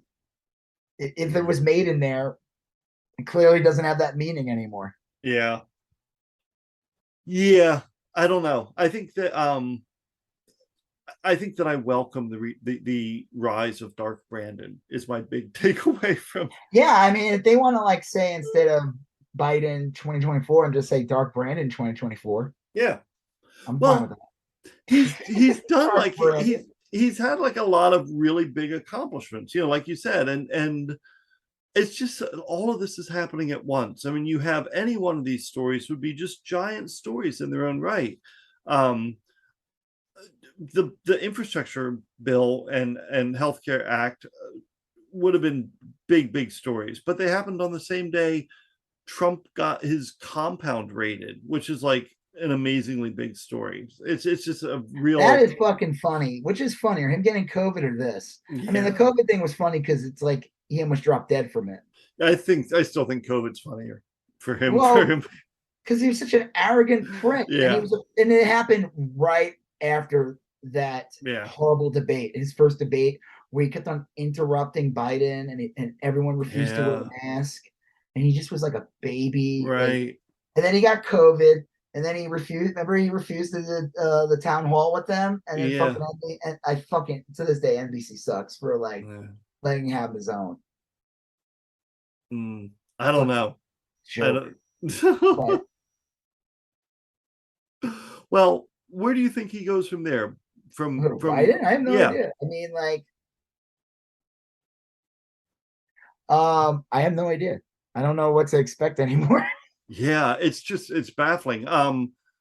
You tell me. You read the paper. I just go by feelings. Well, I think he passes this into law. law. I feel the ground, and I'm like, I think he's got to take a victory lap while Trump just kind of like drowns in this. Well, honestly, and I think here's the best part too about the DeSantis thing that's going on is I feel like kind of killed DeSantis a bit. So like, oh yeah, at CPAC, Trump was still like, they did like a straw poll at CPAC where they went for president. I saw DeSantis this. was second at like 20-something%. Yeah, Trump had like 65 or something. I knew that DeSantis is he's the blobfish outside of Florida. Who gives a fuck about him? And no one gives a fuck about him in Florida, I bet. I bet this is all Fox News generated, right-wing generated bullshit. DeSantis, it's like, again, why was Trump a threat? Yeah. Because he was a celebrity and he was a brand name. It'd be like if a Coke bottle ran for fucking president. And DeSantis isn't like, he's not. It'd be like if The Office, the show, not any of the cast members, the literal show of The Office got up and right. That's Trump. And ran for president. People would vote for it. DeSantis isn't, I mean, the people that like the culture war stuff really like him, but no, I don't think anybody. It's a niche audience. Yeah, it really is. And the people that just sort of kind of like him, they're real fickle. I mean, they really prefer a Trump to a They DeSantis. are just like, I guess I like him if like Trump right around. I guess I'll vote for him. I think the strategy here for Biden is Biden needs to be running around the country talking about like, hey, if you want a Chevy Bolt, the price tag on that is like 15 grand now because of my new tax rebate, the bill. Yeah. And if you sell water heaters, or if you're looking to buy a new water heater, they're basically free with my new bill, like basically. Yeah, like what is it with what the fuck are they called? Solar panels? Yeah. And then as Trump is like crying and whining about being persecuted, Biden should just be like, about him. Yeah. It's all fucking about him. Right. It's like, Biden should just be like, dude, this Nothing. is a common criminal investigation. I assume the cops are taking care of it, but meanwhile, I'm here to open this new manufacturing plant on a road I had Hunter built. Biden. Yeah, right. No one cares. No one cares. The right wing keeps pushing it. No one gives a shit. Yeah. It's such a weird story. Hunter Biden's not on TV trying to act like he's this diplomat who works for the president. Hunter Biden's never worked in government. They're not shoving him on TV talking about how he's going to lead a peace agreement between the Israelis and Palestinians. Yeah. It's just, it's a non-story. No one cares. That was the thing, that Trump could not stop pushing his fucking kids. And his kids couldn't stop pushing themselves either. It was like one big grift. Well, who gives a fuck about Hunter Biden? This footage will come out of him in like a hotel from years ago, and most people are like, "Who the fuck is this? The baller! Look at this guy! Yeah, look at this baller! Look at this guy! Magnificent bastard! Look at this guy! This cigarette ad from the 80s. Look at this cigarette ad from a 70s magazine. Totally. It's like, I thought the Marlboro Man died. Yeah. No one knows who the fuck that is. Yeah. And he's like, oh, he is like having sex with some girl in a hotel room and he does drugs. Like, he likes a good time. Yeah. A lot of people do that. I mean, I'm not. Yeah. I'm just like. Does get any more American than that? Yeah, why is the Marlboro Man in this video? Guys ever watched Man? We're gonna go rustle up some cows. Right. Yeah, I mean, it just seems like, I don't know. Ever since you said that a couple episodes ago, you were like, he kind of looks cool. He looks like he's in a Cassavetes movie from the 70s. They're in a room. It really does. Each other. They're drunk. Listen, I'm not trying to downplay any of this. I'm mostly joking. No, it's bad and unhealthy, and no one gives a shit. See, Joe Biden's not pushing him on stage or his kids on stage like, well, Ivanka's the best. I'd make her president. Yeah. Like, this isn't like a fucking clown show. But And if you told me they tried to make a Joe Camel movie, like, yeah, like, and then you showed me a clip from Hunter Biden, I'd be like, wow, so that's who they got to play Joe Camel. yeah, Joe Camel. Like, I mean, it's so stupid. Again, it's like no one cares about this. right? It's like Joe Biden's not pushing his kids in positions in what are you government. gonna find He's not on Hunter? having his daughter or son show up on Sunday Yeah. morning shows. And sometimes they'll release a video, like a audio recording of Joe Biden talking to his kid. Sounds like the best dad in the world. Yeah, Like, you know, I know things aren't going well, but your dad loves you. yeah, like, What a piece of shit. come on. I mean, of course, the Trump kids would think that. Right, because right. Trump, you know, it's like, what is this? Why is this guy acknowledging his son's existence? Right. They're like, Why is what? his dad not pulling out like a chart saying, what have you done for me in the past fiscal quarter? Why didn't Joe Biden make Hunter bury his mom on the golf course like a normal dad? The guy Elliot from Internet Today, I just saw a tweet. He said that the secrets were buried in Ivana's casket. It's just, I don't know. It's just so weird. Like, wasn't she supposed to speak or something in New York? And then I don't know. There's like the conspiracy of her getting nudged down the stairs. Yeah, she found dead at the bottom of the stairs. And then and she had like internal injuries. Listen, old people fall. You know, my mom fell down the stairs. She got hurt. That was like a year ago. You know, some people just fall or just, you know, they're old and, you know. I think this is they have a big mouth. They don't know when to shut up, you know. This is not very complicated. At heart, Joe Biden is a decent person who's pretty good at governing, and Donald Trump is a shitty person who's really bad at governing. Like, that's it. That's the whole story. Yeah, I mean, even if you think Joe Biden's a piece of shit, you still can't deny the fact that he knows about governing. He's competent. He's pretty good at this. He's been doing this since the 60s. Right. I don't love everything Joe Biden has done. He might not have been my candidate. I don't care for some of his record from 30 years ago. But ultimately, he's evolved. He's met the day. He acknowledges, even in a clumsy way, like, you know what? We need more Black women on the judiciary. You know, I mean, he's doing the work. It sounds like a weird grandpa thing. Like, it is. It's a weird way to put it. But at the same time, it's like, he's right. Yeah. Right. We need to meet the day, and the fact that we haven't had one of and it's not like, okay, a Clarence Thomas situation where they're like, here's a Black guy, but like that guy, like, you might as well just put Strom Thurmond on the Supreme Court. It wouldn't have made a fucking difference. This is progressive, understands things, modern thinking. Yeah. So I mean, thinking. This explains that one little sentence or two explains everything we've seen. In that, like, Joe Biden, decent guy, good at governing. Trump's a shitty person who does shitty things, and he's bad at them. He's going to get caught eventually. You know, I mean, already has been. Yeah, it's just a matter of days when more shit comes out. Right. I mean, it's just like I saw a tweet. Like, I don't know. Most of the tweets I've talked about tonight, I think are pretty solid.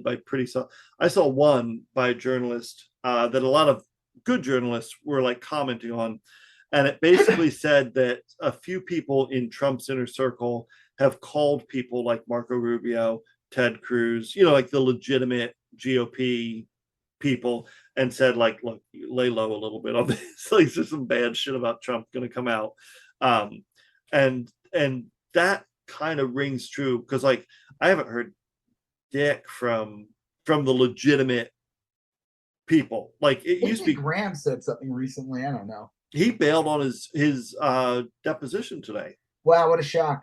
Yeah. So that's it. Look, man, I'm glad we did the episode tonight, but part of me was like, we should do this tomorrow, because by tomorrow, Trump will be like at the Supermax. He'll be out in Colorado with you. Maybe we should start doing these Thursday instead of Wednesday. I don't know. I feel like so much more shit drops. Like, so much more shit drops. Like, and oh, here's a big one.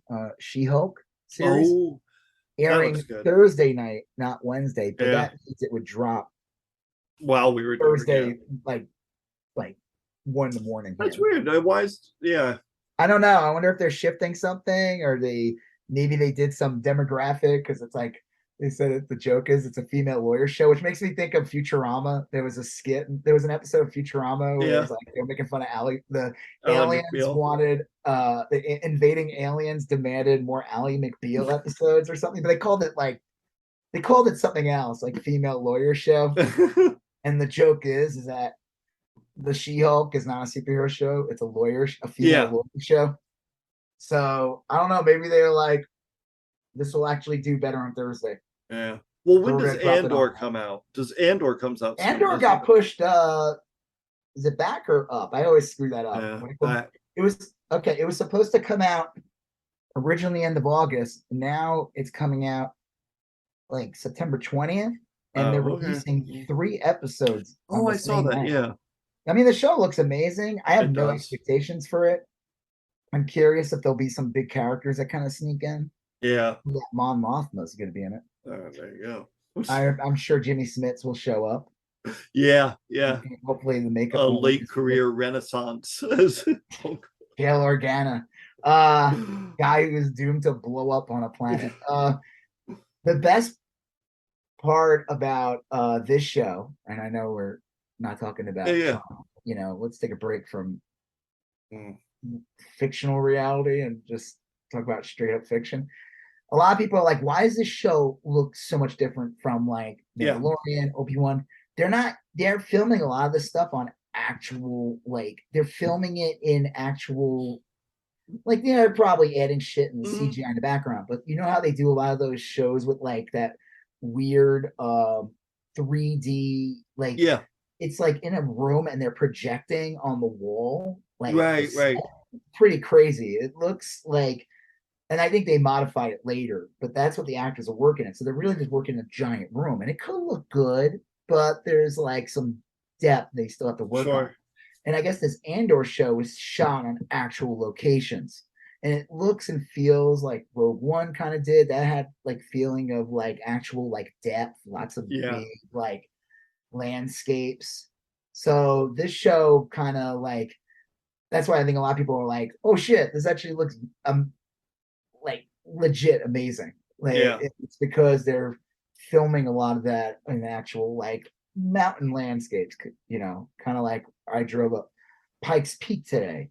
It's like they filmed it there, except man, that was scary driving up that. If you are in Colorado and you decide to drive up Pikes Peak, just know there are parts when you are 13,000 feet up in the ground, up in the air, and you're driving on a road with no guardrails on your side. That's kind of crazy.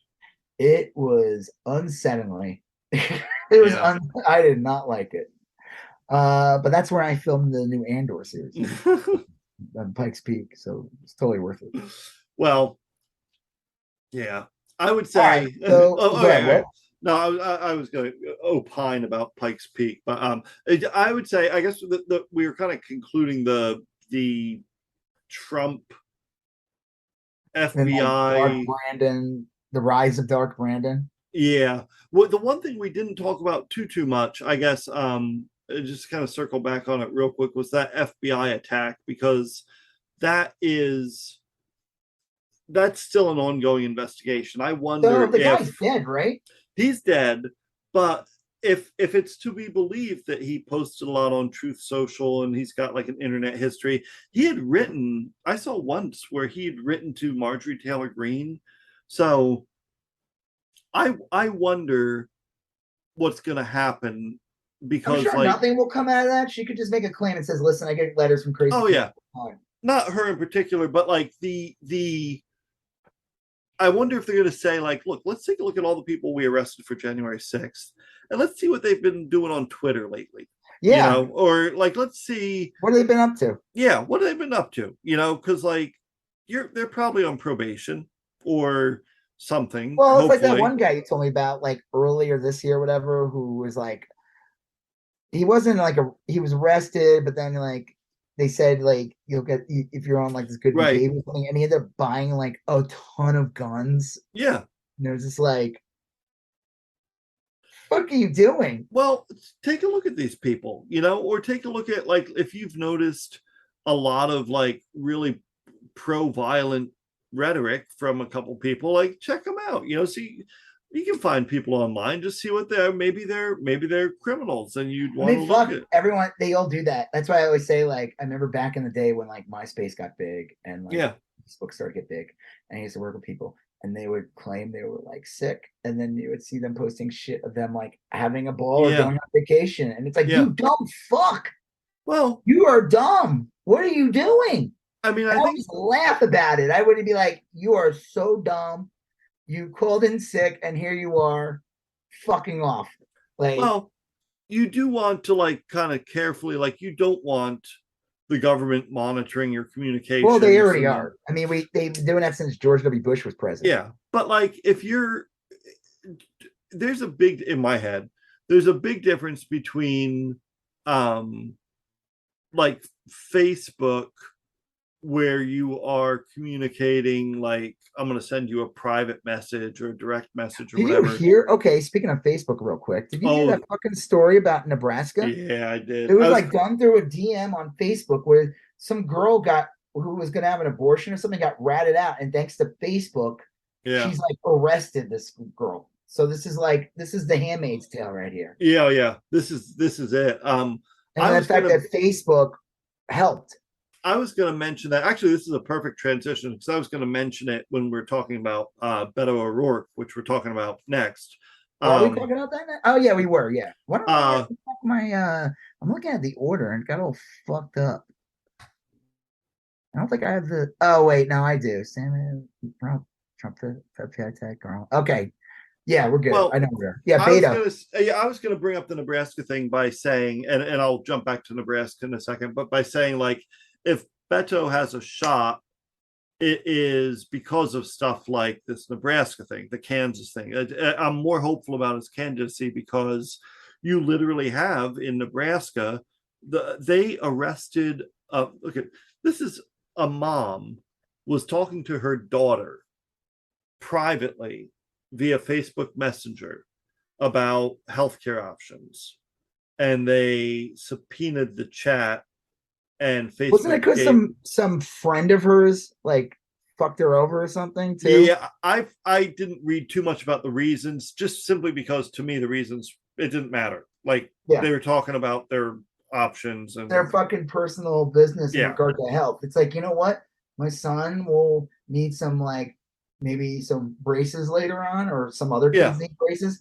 Like, that's their own personal fucking business. It's like to be real quick, it's like what the Republicans were trying to do with the whole anti-trans thing and going after parents. Yeah. These nimrods who are like, sit back and like, they're okay with like parents getting arrested for like using like puberty blockers or making these false claims saying that they're basically adding boobs on their son or something insane bullshit. First of all, that's a big problem because that's their personal health decisions. Well, I don't know why Beto or anyone, I don't know why these people aren't coming out with ads that say, like, hey, have you talked to anyone about anything personal on Facebook? Well, they could be making one now. I mean, basically, Biden has used that rhetoric, saying, like, I forgot what the term is, but basically saying, like, what they're doing with abortion goes after people's, like, the right to privacy. Yeah, you're literally going after people's right to privacy. Yeah. I mean, that's it. I mean, it's like they want to monitor you. Anyway. And it's like, if they're doing that with abortion, and to use their rhetoric when it came to, like, if they're going to go after Trump, they go after you. Well, guess what? If they're going after people on abortion, or if they're going after people who want to transition or whatever they want to do, like, they're gonna go after you for something. Yeah, it doesn't matter. I mean, like, I think Beto has a shot. I think any Democrat now has a shot based off of those things. So there may be some weird places in Alabama or Mississippi where like Democrats don't have a shot, but like I think senatorial, any yeah, state yep, national, a lot of them are not just gerrymandered to hell. Well, Beto had you need a miracle to get rid of somebody. Yeah, Beto had a great town hall meeting. The guy's been doing. You want me to play it? Can we play it? Yeah. The guy's been doing town hall meeting. I'll just kind of talk while you're looking it up. Yeah. The guy's been doing town hall meetings like left and right. I literally can't turn on Facebook without seeing a live Beto rally. He had a pretty viral one the other night where a Republican woman got up and she was wearing like a MAGA hat and everything, and she's like, I'm a Republican, like, no fucking kidding. And she's like, I want to know what you're gonna do about mental health care. And Beto gave like a really great answer. She probably was like, dude. No, afterwards she's like, Beto was up the hat and laid it on fire. No, she was talking to a bunch of other people. Beto was talking to a bunch of other people. She came up and she said, look, I don't agree with you about like 99% of the things, but I really appreciate your answer on mental health, and thank you. I think there's some common ground there. Well, or it's like he could be like, well, if you stick around a little longer, we might find even more common ground. Right. Well, he signed her MAGA hat for her. She asked him to sign her MAGA hat. And, plant. I smell plant. It was like anyway. So he had this. Did you find the most recent viral? It's like the wrestler, the wrestling in the ring, and he's like, "Hey, when the audience is gonna challenge me," and all of a sudden, right. Big jack dude's like, "I will," and it's like, and all of a sudden, that guy's now one of the wrestlers. Well, did you find the clip? Plumber. Oh God, yeah. That was like literally straight out of WWF. Joe the Plumber just came out one day, and all of a sudden now he's part of the campaign. Yeah, right. Her name's Maga Molly. Beto's gonna be like, Maga Molly's gonna be here to help. All right, That's right. I don't agree with now 92%. Every rally, dropping down, and then by 2 weeks for the election, I agree with him 100%. Right. I am no longer Maga Molly. I am now. I don't know. Well, so he was. Now this clip is weird because you can't really hear. So he's going on into detail about how bad AR-15s are. Yeah, and he's talking about how they were. Let me say, I don't think I need to play like the entire thing because it goes on. No, it's only the very end. Okay. By an 18-year-old who did not try to obtain one when he was 16 or 17, but followed the law that's on the books, ladies and gentlemen, that says that you can buy not one, you can buy two or more if you want to. AR-15s, hundreds of rounds of ammunition, and take that weapon that was originally designed for use on the battlefields in Vietnam to penetrate an enemy soldier's helmet at 500 feet and knock him down dead. Up against kids at 5 feet. It may be funny to you, motherfucker, but it's not funny to me. Yeah, you can hear the guy laugh in the background. You hear the guy heckling them. And it's like, well, what the fuck are you laughing at? Because There are kids who are starting their school year right now that they don't have to worry about somebody walking into their school with a weapon like this. That we take common sense steps, we find the common ground. Democrats and Republicans, gun owners, non-gun owners alike. Yeah. So it's like, wait, what a dick. It's like he's literally talking about, like, that's what's so sick about these people. It's like, wait, so I'm supposed to, like, the most important thing that is in the Second Amendment thing is I had to make sure unempathetic psychopaths like that fucking piece of shit that heckled him when he's talking about children having their heads blown off and saying, like, these were designed to kill people with helmets on 500 yards away. Yeah. And you imagine what it does to a 5-year-old child 10 feet away. Like, and this guy's laughing at it. Like, it's enough. And it's like, dude, you're a fucking Pete. So, yeah, it's great that he called him a motherfucker. Republicans have been doing this to Beto in particular all for years. They'll follow him around and try to disrupt his events. They did that in the beginning. I remember the TTP was showing up when they were playing sirens in the background. And Beto does a ton of events, and they're all open, and he's real, like, out in the public, and you always see him going into restaurants. One, like, a couple weeks ago, the guy who showed up with an AR-15, yeah, some doctor. It was a pastor. It was a pastor. Like, what the? I'm like, I'm sorry. Like, I think Beto should just that. At that point, you need security. He should call. Can't bring your AR-15 here. Sorry, you psycho. What are you doing? It's not your here? right. No, it's not. We have every right to refuse you. Right. And if you're gonna have a problem, then we're gonna call the cops. At every single NRA convention, they don't let guns in. And at every single like, you Trump can't go to the event, NRA with that. You can't go to the NRA convention with your gun. Why? Abbott never lets guns in his events. None of those Republicans ever let guns in their events. Go to Abbott's event and see what happens to you. Yeah. So I think Beto, I loved him calling that guy out, cursing at him. I saw a few things, like, some people don't like the language. Like, here, real quick, NPR. Voters like to see a sense of authenticity in candidates. This is like NPR's like little way of being like, please don't defund us completely. Right. We'll throw these little breadcrumb bullshit. Voters like to see a sense of authenticity in candidates, especially in Texas, but cursing and vulgar language in front of children and elderly more often than not crosses the line. Like, give me a break. Come on. Kids are seeing shit online all the time. The word motherfucker. This isn't 1984, 85. This is the year 2020. Some of these words get thrown around. They're not as lethal as they used to be. They're not, you know what I mean? It's not like, like, I don't want my son watching something where it's like fuck, over and over. It's a little, because it's just like, okay, this is ridiculous. But like, these words are not, this isn't like when George Carlin got arrested for having lewd language in the 70s. That will not change a single vote. And I said, murdered children are just okay, but cussing, that's where you lost. Crosses the line. That's where you lose me. Yep. I do not like a potty mouth. Well, I like Beto a lot. I think that with each passing day, he has a better chance at winning. I do too. I think that, like, it's possible. Now, like I said, though, I think a lot of people have to understand, if he wins, it's going to be hell in Texas, because the Texas legislator, which is still going to probably be majority Republican, are going to be absolutely insane. And he's going to have a very hard job to do. And I guarantee you, 100%, one, they will question the election. Yeah. They already put in the mechanisms to do that. They already did that. They did that in 2021. They all vote. The Republicans voted. Remember, the Democrats left.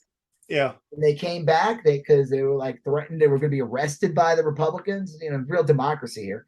And it was because it was all about that. It was all about protecting people's votes. And so that's going to be an issue. That's going to be a problem. I'll say Beto gets in. If he wins, he'll still get in, but there's going to be a shit ton of drama involved. If he wins, he'll have more of a buffer than he might otherwise, because that will mean a lot of Democrats won. I think it'll still be a Republican majority. Well, that was always the joke about the argument Trump made about losing the election. And then it's like, any Republican that would come out and say this, it was like, well, doesn't that make your election invalid then? Yeah. Like, plenty of Republicans won. You know, what? Plenty of Republicans won that year. Then that would invalid. Like, this was all on the same day. I love fucking Carrie Lake, that psychopath running in Arizona. She's literally just running on saying that 2020 was illegal and that Trump should be president. That's literally all she's running on. I hope her candidate, the Democratic candidate, is like just cleans her clock. Yeah, I hope so, because the Carrie Lake sucks. She's terrible. She's a fucking joke. Well, Carrie Lake's kind of a good transition to the next thing, because they're the same breed. It's the same. It's Chud bullshit. Boebert, Marjorie Taylor Greene. It's all these people. It's all performative. Yep. They're literally parasites on government tax. They're getting the best healthcare. They're getting paid, and they literally do nothing. I loved it. Boebert said something one time, and AOC responded on Twitter. It was like one of the best things. She's like, why are you in government then? Stop wasting your constituents' time and leave. Yeah. You clearly don't want to do your fucking job. I will think it's funny, though. The other day, Boebert put out a tweet calling Nancy Pelosi Fancy Nancy, and I do like a good Garbage Pail Kid reference. So we need to come up with something for Boring Lauren. Yeah, that could work. Lauren, with some of the Horan Lauren, Boring Lauren, yeah. Horan Lauren. It's like her with like fishnets with a hole. Get out the hole with fishnets, cigarette, and then like a skeevy Ted Cruz Garbage Pail Kid in the background, like in like an overcoat, and it's a Horan Lauren. Yeah, that would work. I think, yeah. Oof, I don't know what I would do. Ted Cruz Garbage Pail Kid in the background. Bonus extra. Ted Cruz Garbage Pail Kid would literally just be Ted Cruz, like no changes made whatsoever. Yeah, it's just a Garbage Pail Kid. Like, wait, am I watching the Garbage Pail Kid movie? Put Ted Cruz in the Garbage Pail Kid movie from like 1985. Yeah, and you wouldn't know which one was the animatronic puppet and which one's the animatronic puppet. I think with the thing that really got me going on this time, because I've thought about this before, is that Ronnie Jackson, who is a nutcase, he was Trump's former physician. He was the one that basically said that Trump could live to the age of 200. Which he said, like, are you kidding? Trump weighed like 180 pounds. Yep. Lift ships with just the thought. And he was accused of like womanizing and drinking a bunch and taking pills while on the job. And then anyway, after Trump left office, Ronnie Jackson ran for Congress in Texas and won. And now he's a Congress. What area? That's a good question. Ronnie Jackson. Wizard Falls, Texas. Or it's like there's a place called like Wizard something. And I drove by it when we were coming home from Mexico. He is in the 13th district, which includes, let's see what we got, Texas 13.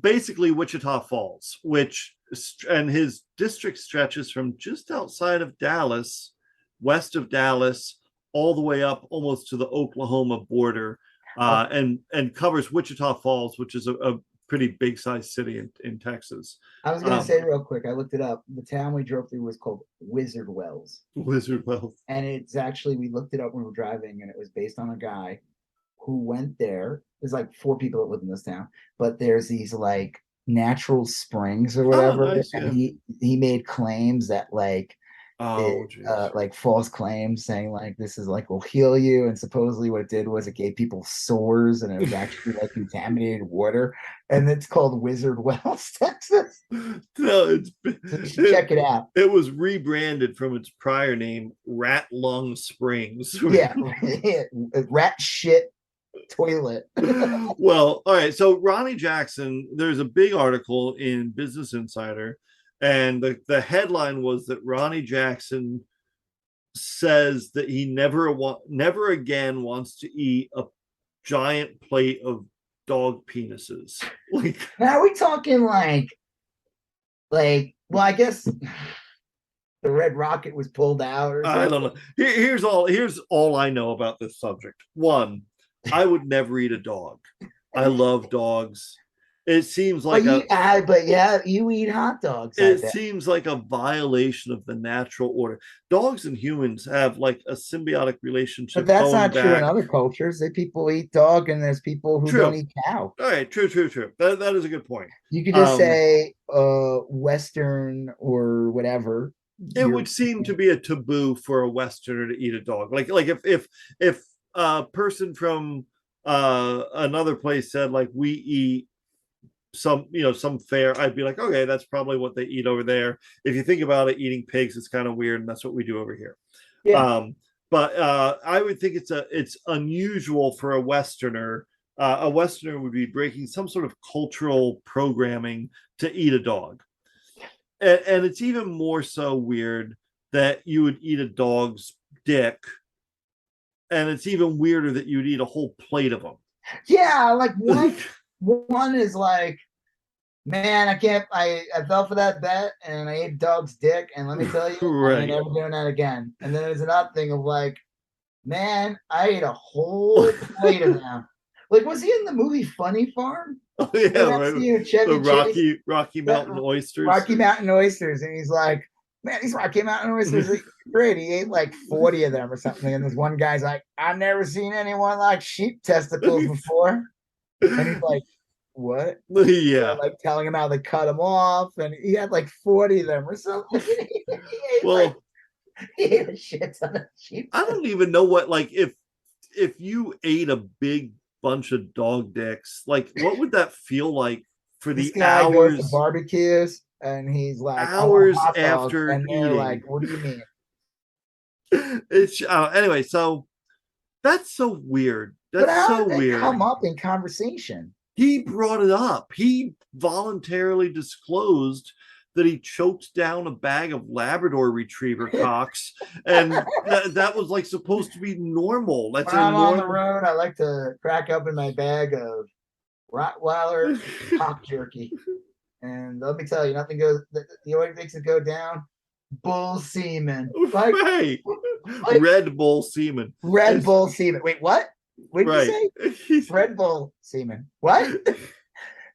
Yeah, like they were talking about like housing or something in the area. He's like, well, what do you think of zoning or whatever? And he's like, well, it kind of reminds me of that time where I downed the whole plate of dog cock. And let me tell you why they call them Cocker Spaniels. Let me tell you. Yeah. I mean, it's just Cockapoos. so weird. Plate of cockapoos. I'm sure we've all had, like, I've had, like, unusual fruit that, tropical fruit from Florida that not a lot of people, it's just like, it's nothing that you would bring up, and you would certainly the last thing I would eat on earth is a dog dick. I'd just be like, there's literally no food left. Like, what about dog, like dog leg would I'm gonna go out on a limb here. Meal. What? I'm gonna go out on a limb here. I wouldn't consume any dicks, I don't think. Like I said, I just think that it's weird that that's the part of the dog. Like, there's got to be like, you treat it like any other animal, like a fillet or a rump roast or something. Yeah, like I'm looking at dog Snoopy right now. He's super chunky. I'm like, dude, rump roast all day. Right. And the last thing I think of when I see him is like, oh yeah, right. When you leave, the first thing I'm doing, chow down. Right. Weirdo. What a weirdo. That's it. What a weirdo. It's like, did he know when he ate them, or did it have like a name? Like sweetbread. Right. That's a good point. Right? Like, it's a different name for it. Then after he eats them, they're like, oh, you mean... It's literally just called dog cock, and he didn't realize it. Right. Yeah. It's not like they I thought it was a joke. I didn't think it was actual dog cock. Like, we call this Amarillo asparagus. Like, yeah, Amarillo asparagus. Wizard Wells cucumbers. Yeah. Wizard Wells zucchini. Wizard Well Willies. Wizard Well Willie. Yeah. So anyway, back to Lauren Boebert. And Lauren Boebert, like this last couple of days, there's this group. The group that took down Madison Cawthorn is still trying to like dig up muck on Lauren Boebert.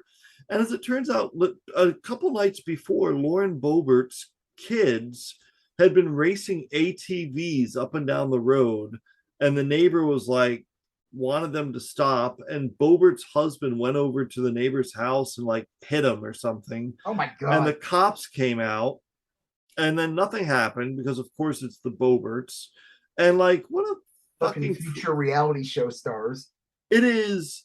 I know everyone always says that like Lauren Boebert is essentially a dumber, less charismatic Sarah Palin. Yeah. But it's really true. I mean, it's like, that's the kind of shit you used to hear about the Palin kids. Yeah, at least they'd be Palin's like, I can see how Palin can be like, people could like her.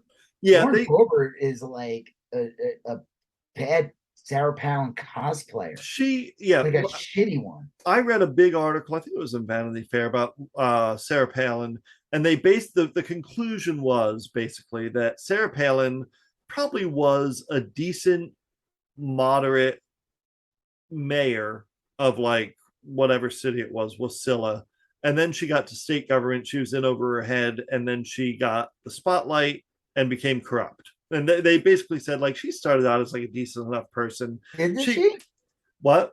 Like she wasn't like a full hard right wing. No, they said that back in the day when she was like a mayor of Wasilla or whatever, like before she seemed like became normal, well-adjusted person. She'd work with. I've heard. Yeah, go ahead. Yeah, and so that was it. But like Lauren Boebert's never been that. Lauren Boebert has like a lengthy arrest record for things that are just she's just shitty. There's like so many shitty. Like she's like a grifter. She's her like mom letting her sounds like a piece of shit. Supposedly, like her and her mom were running a weird scam on some wrestler. Yeah, claiming that the wrestler was her dad, but the wrestler was like her mom's cousin. It was like weird. She got arrested for letting her dogs run loose in the neighborhood. Like, lets their fucking dogs just like she's the product of Sarah. I mean, she is the product of Sarah Palin. But she learned the lessons of like late period. Sarah Palin got to be the way she was. Third wave feminism, third wave Palinism. Yeah, if you believe the story on Sarah Palin got corrupted because she had some real serious flaws in her character that were amplified. But there were enough bad people around her, like Steve Bannon and stuff, to enable her to make her worse. And but like, wait, if I just keep playing this up, I'll get more money and get more success and get more TV time. If I can just keep getting more extreme and say more crazy things. And Lauren Boebert, I mean, like, there's just no decency there. Like, what kind of person does that? It's like, hey, we're trying to get some sleep. Can your kids please, your name, can you not do this? Right. And he punches him. It's like, there's no decency here. I mean, listen, there's trash everywhere. There's people like that do that all the fucking time. Of course. There's a lot of scumbags out there. But this is like worse because this is somebody who's related to somebody in public office. And it's just gross. There's no decorum. And I know people say things like, Democrats are so focused on decorum. They rather have this, or that bullshit about like, I think Beto cursing's bad. I'm like, okay, listen, whatever. But this is ridiculous. Like, to just punch somebody for like saying like, you like, just quiet down a little bit. It's just there's shitty people that have no regard for anyone around them. And it's weird. They should not be in public office. They have come in with bad intentions from the start. Yeah. And then the third big thing that kind of what's she gonna do for her district? What has she done? Well, she can't. She's not on any committee. She doesn't do anything. Boebert's on committees. You're thinking Marjorie. Oh, that's right. Yeah. Boebert is on committees. Yeah. Well, she'll probably, if the Republicans win the House, she'll probably be like the head of some committee. Oh yeah, Marjorie Taylor Greene will be the head of something too. Oh. What were you gonna say? Though? Sorry, go ahead. Oh well, the other big thing that happened kind of in that MAGA weirdness is that there was a Kayleigh McEnany's little sister invented a MAGA dating app. I don't know if she invented it. Well, she was the one in the ad. Yeah, she's promoting it. She's the grifting off of it. So again, it's just another one of these pathetic, like Truth Social, the Freedom Phone, any of these sad, pathetic MAGA products. This one, let me see if I can find the ad. It's really funny. Oh, here, I actually tweeted this is like one of my better performing tweets, but like. Tell you about something I am so excited to announce. A dating app for all of us conservatives. It's called The Right Stuff, and it's launching this September. What I love most about it is that it's invite only, so not just anyone can join. This is gonna get trolled so hard. Yeah. For my ladies, you'll never have to pay. What ladies? There's gonna be like 4 of them on there, and they're gonna be actually dudes. Oh, there'll be 5 after I put my account up. Like 70-year-old men, like. Ladies and gentlemen.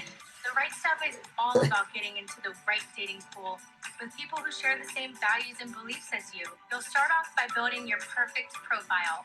No pronouns. Oh man, we should really just make accounts on this. Just fuck with people. This is like they should just call this catfish. Yeah. That's what this is. My name's Molly MAGA, and I am. I mean, like it's just eHarmony for douchebags. Yeah. I mean, like. So I tweeted it. I found the picture of this guy, and I remember someone sent to me years ago. It was a Magachud holding a Pepe Le Frog birthday cake. And it's actually sad. The story's sad. He's like, no one came to his party or whatever. Oh, but I said 95% of the dudes on the MAGA dating app.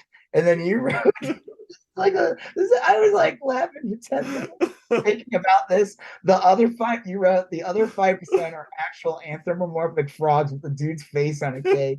And I'm like, okay, is it like one of those photo prints, or is it just a shitty drawing, like the Pepe drawings? I think it's a shitty drawing. Yeah, it's a shitty drawing of him with just like a beard. And it's so, and I said, like, this is like 95% of the dudes on this app are going to be that guy. Yeah.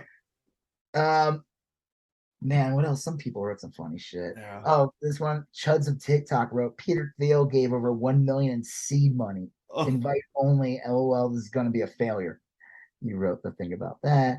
Bound to be success as the board dating app. I said same thing repackaged. Yeah. Sounds like a safe space. It does. Yeah. Person wrote she used pronouns frequently. It's unreal. Someone wrote 95% of the users on the MAGA dating app, not man, just in general, just right. Yeah. like that. That's 90% of the users. Someone wrote, can't wait for the people to troll the shit out of this. Yeah. It will. The fact that there's a MAGA dating app to begin with proves that no sane person is willing to date them. They had to offer premium to women who invite friends because that's the only way women will ever use this shit app. Yeah. That's the funny thing. She said that it's free for the women to use. Yeah. Well, the thing is, the joke is, women wouldn't pay to use this, but sad MAGA men, like that photo. Yep. I don't know what happened to that guy. That photo's like 5-6 years old. I'll tell you that story in a second. That's how I know about that photo. The fact is, like, dudes like that are the ones that are going to get sucked. The fact that you have to pay to use it is pathetic. Yeah, they just should have called it incel Tinder and been done with it. You know, it's basically swipe nowhere because there's no swipe. Yeah. Someone wrote, this is unironically going to become Grindr. Wait, this is unironically going to become conservative version of Grindr. I believe that 100%. Yeah. It should be called Okay Stupid. Oh, that's a good one. I like those jokes. Like, it's just nice and simple. It's yeah. Yeah, that's a good one. Okay Stupid. So I know about this photo of this guy. I drew a character to the neckbeard guy years ago. Oh, yeah. In like 2017 or whatever. And it's just dude with a MAGA shirt, red. He's got red beard. I made multiple versions. Yeah. He's got blonde and brown. It's very easy. You can change them up. And someone was like, no, like, this is bullshit or whatever. And then some guy sent me this photo of this dude and said, you literally drew this guy. And I cracked up. So I was like, I'd never seen this photo, but this is fucking That's funny. hilarious. This is clearly some sad photo that is probably circulated on Reddit. Yeah. And I literally just searched guy holding Pepe the Frog cake. Because I remember he was holding a Pepe the Frog cake and he was so happy. Jeez. It's red velvet, which, you know. Did you see the cake? Did you look at the cake itself? This is kind of clever. When you cut the cake open, it's a wall. It's like a little brick. Oh my god! That's so funny. I was like, oh, that's some like good attention to detail. Wow, that's great. He baked the wall. What a dork. Dork. Like, it's just like, I feel bad for this guy. I mean, I don't feel bad for him, but like, you know, there's like a lot of these MAGA guys. They're like people who, like, you know, you're like when you're younger and you like some comedians and you like these like sick jokes and it's like dark humor. Yeah. And you kind of grow out of it a little bit. You realize, like, oh yeah, some of that Kevin Smith stuff's not really funny actually. Right. Like, some of those other things aren't that funny. And then you're like, you can go in two directions. You can like evolve a bit. You might still like that shit, but you grow on like other things. And you're like, you're not dark. You have a dark sense of humor. I remember like all these douchebags that were at like the Unite the Right terrorist attack in Charlottesville. One guy got caught and he was like changing shirts. He's like, well, I have a dark sense of humor. Right. It's like, the Jews will not replace this. No, that's not. Yeah, this guy, if I'm being generous, this guy seems like maybe he is like a little slow. I was gonna say, yeah.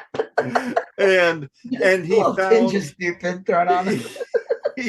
he found acceptance amongst some really shitty people, and he just feels loved. From what I heard of the photo, there was nobody there. And, Well, but anyway. I do. You know, I even think about that. The attention to detail on that build a wall cake is.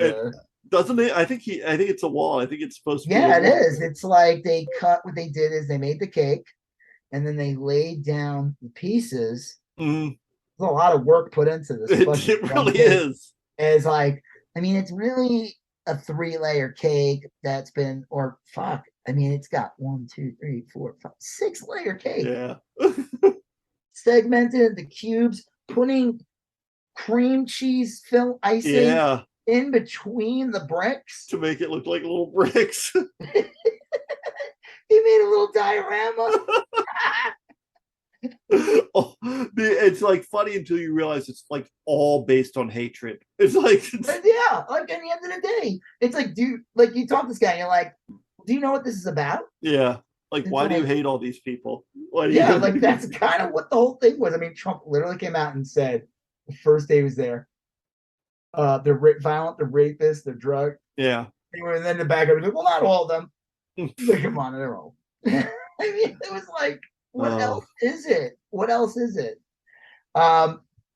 So yeah, Boebert's a piece of shit. Yep. And I don't know.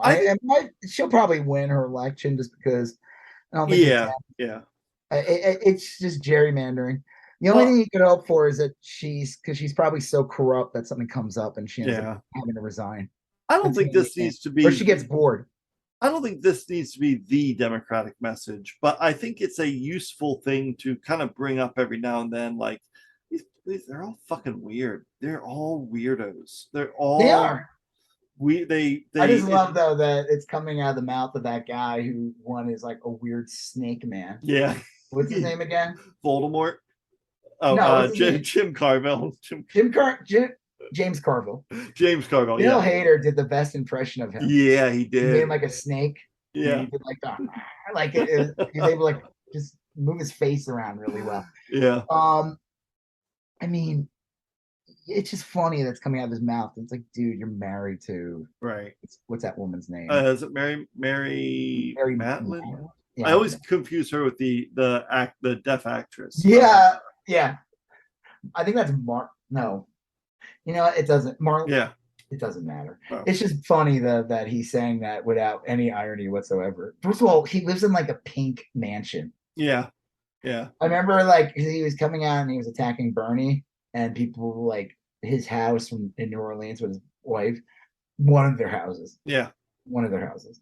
It was huge, fucking gaudy ass, weird pink house. And they're like, this guy's telling. And then the best was when the photos of Bernie Sanders' multiple homes showed up. Yeah. There were all these like, one of them was a nice little like 3-bedroom, 2-bathroom. Yeah, the other one was like literally like a vacation bungalow, and the other one was like literally an outhouse. No, it wasn't that extreme, but it was like, it's not a weird, gaudy, millions of dollar mansion in New Orleans. Whatever. Well, we have one more weirdo to discuss. It's our last item. You got a response from Tim Pool. I mean, I don't really care that I got one. It was kind of funny. I showed my wife, she laughed because she vaguely knows who he is because I've talked about it, or she listens to the podcast. So she knows, unfortunately, about this guy from that. And she's watched Majority Report. I know they talk about him. Tim Pool, real quick, is a so-called moderate leftist, some bullshit, liberal, who made, he's such a liberal, he claimed that Donald Trump was going to win 50 states in 2020. All 50. All 50. Yeah, California included. Yeah, California included. New York. Yep. Mm-hmm. Totally. Whole West Coast. Yeah. And he sells prepper buckets, which is usually usually something pushed by right wingers online. Yep. It's the garbage. It's very expensive barrels of like rice-a-roni. Yeah. Like really, but like less less FDA restrictions. Yeah. Probably a little more sawdust than the human body can digest. Right. Yep. So whatever. He tweeted this thing, and this was like a typical, again, part of the whole like Trump thing. Right. Like another one of these. So let me see if I can find it. Hold on. I think I still have it. And it's like, oh, here it is. Tim Pool, media BS, some guy interviewing this woman named Cassandra. Yeah, yeah. Right-wing fascist Nazi. And right. I don't know if I guess you could just say Nazi. Yeah. Yeah. She's just a terrible, shitty person. Yeah, she is. She's part of she's been a right-wing grifter for years. She ended up working for Pool years ago, which was weird. Why would Tim Pool, a proud liberal, hire this woman that pushed literal Nazi? She said after the day Trump lost, she said we need to elect a bigger, meaner fascist next time. Oh, Jesus.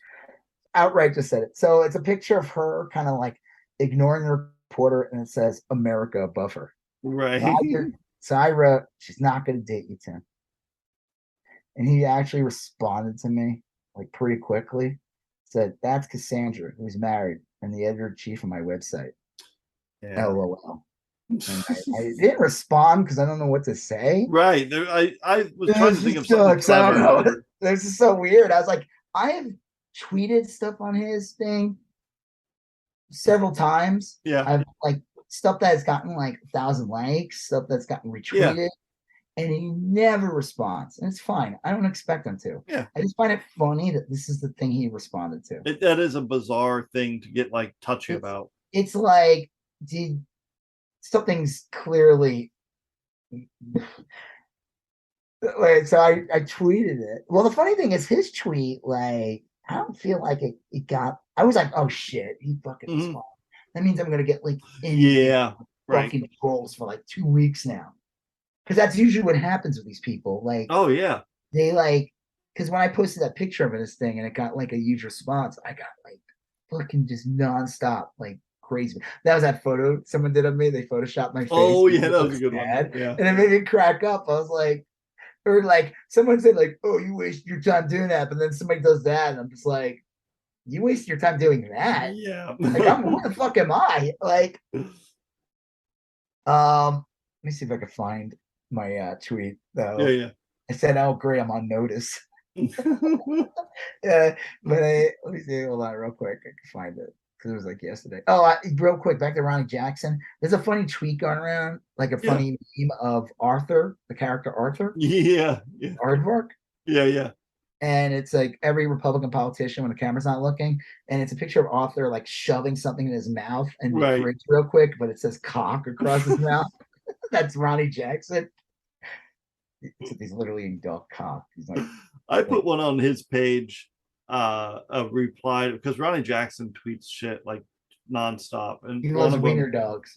I did the distracted boyfriend meme, and it was the dude was Ronnie Jackson, and wait, you made it? Yeah, I didn't see it. And the dude was Ronnie Jackson. The offended girl was Normal Food, and the hot girl walking by was Dog Dicks. Oh, you just wrote on there Dog Dicks. Super sloppy. That's funny. So I wrote, I feel like I'm on notice, and got a pretty good response actually on my end. I was just shocked. I figured it would get I would just get inundated with chuds, but it actually didn't get any. It was 40. That's funny. Which I'm for me, that's good. For him, that's pathetic. He's got 1 million. Right. He should have had a bunch of people jumping. I should have been piled on. Yeah. I should have had this one guy's Rob's getting roasted. I'm actually, I'm not. I'm amazed how easy I'm getting up on this. Did he privately? Maybe he only privately. I don't know. No, because I saw it. Yeah. I saw it. So Juliet Jesk, she does a lot of reporting stuff. She goes, did you get a free beanie? And then okay, Tim, she's still not going to marry you. Wait, someone actually married Cassandra? And then this one person nailed it. Lowen M. She'll never date me because I'm too nice of a guy, but she's the editor-chief of my website, which is even better. Also, she told me her name, so I think she likes me. So in so many words, he's expressed this one, no ink. So in so many words, he's expressing that you're not wrong. The LOL is a nice touch. Totally doesn't give the impression that he's coping or anything at all. No, sir. He wrote Terrence Crosby wrote, "Getting my mom's dead Ed by Tim." Like she said something, my mom's actually dead. Like God. And someone wrote, "Turn off your notifications." I said I never had them on. I don't have Twitter Yeah, I turned mine. I leave mine on for people. I don't have notifications on for anything. I do for people I follow. I don't even want those. I just don't. No, I do. It's not like I don't look all the fucking time. So the last thing I need is to have my phone constantly over nothing. I'll tell you, I tweeted something the other day. Some newspaper said, like, why are people leaving Texas? And I just answered a quick little reply. It's like, because people don't want to live in Handmaid's Tale cosplay while paying $700 a month for their electric bill. Just like some like little throwaway thing. And I forgot about it. And then a couple days later, because I read this newspaper's tweets pretty often, I went back and looked at my tweet. And like 50 or 60 people had replied to it. And I never knew that because I didn't get notifications or whatever. And it was just like, did you miss out on a really good conversation? No, it was a bunch of Magachuds, like all bitching. Half of them are like bots. It's all generic shit. Well, this one guy's like, this is a weird one because the electric bills in Texas are high. We have an oddly shaped house. We have 2 units. It's got a lot of volume. So I mean, I get we're going to pay high electric bills because we use whatever. But then a bunch of like Magachuds in the state of Texas will start posting shit like, that's weird. Our electric bill last month was $75. What? Because you live in a fucking closet? 4,000 square foot house. I paid $75 X, Y, and Z. And I was like, look, if you supplement with solar or if you average it out, you do cost sharings over the whole year, maybe, or whatever. And they're like, nope, I do. And I was like, look, I don't. Why would you even say that? Like, no adult. They're not even a fucking person that lives in Texas. No adult in the state of Texas believes that. I guarantee you they're a bot. I remember president, some guy, I was writing something about it. I don't know when it was. It was like first year or 2 into his presidency. And this one guy made all these claims that he's making more money than ever thanks to President Trump. And like, it was like, bullshit. This isn't even real. You're a liar. This is like, I'm only paying $75. Like, that's not even like. It's not even plausible. I could also flap my wings and fly. Right. Like I'm able. It's weird that we drove on the same highway. Yeah. It took you an hour to get to the same place, but it only took me 3 minutes. Well, anyway, get the fuck out of here. I missed all of those tweets. You really missed out, I guess. Yeah. Well, this is like I said, I check enough way too many times than I should that I don't need to have my notifications on. Yeah. But this one person, I don't even know what their name is, but they wrote, first I got confused. I'm like, why is she saying America, not Cassandra? Because it says America in the meme that Tim Pool had. Yeah. She wrote, America is an ex-Moscow shill turned alt-right troll with a victimization fetish that regularly attends white nationalist conventions. You learn something new every day, I guess. And she's showing pictures. I mean, I know who this woman is, so I'm like, with Pepe and my Kekistani bride. It's her kissing some proud boy in a Pepe mask. Probably that guy with the cake, which would be a great That would be a great full circle. Story, like a great full circle. That guy's now in that photo. Like here's the picture, and it's like it'd be funny if under that mask, he's like, I got a pretty girl kiss me as long as I wear the Pepe mask. And then what else did they send me? It stands to reason that America would be working with Tim though. And then there's this famous picture of Tim out to lunch. He's trying to hide in the photo. It's this really funny photo. This has been circulating for a couple of years now. And it's this photo you can find. I'll send it to you later. But these are literally all Nazis. Like they're I think I've seen this. They can call themselves whatever they want. Right, that term. They're Nazis. And here's Tim Pool like trying to like hide in the photo, like, and it's like, we see you, asshole. And it is literally that old saying, like, if you're having dinner, if you're sitting down, if you're 10 people sitting down and a Nazi joins you, you have 11 Nazis. Yeah. Unlike in this case, if you have 10 Nazis joining you and you have a Tim Pool show up, well, then you just have 10 Nazis in a. Did you see that photograph of Tim Pool with like a band, like he's singing? I posted about that. I said, name this band. I had 3 dorks down. Oh, okay. There's some good ones. The best tweet I saw about that was some guy just posted it and said, please let this be ska. Like, please. Yeah. I wish. No, it's worse than that. It's just really lame. I've heard one of the songs and it was just like, it's exactly what you would think it would be. Yeah, that's like, what I think. Lame, corny ass, like just pop rock. I don't even know how to describe it. Okay. I said, name this band. I swore you respond to this. I said, I got one. Tim Pool's band's called the Yard Turds. Someone wrote New Testament.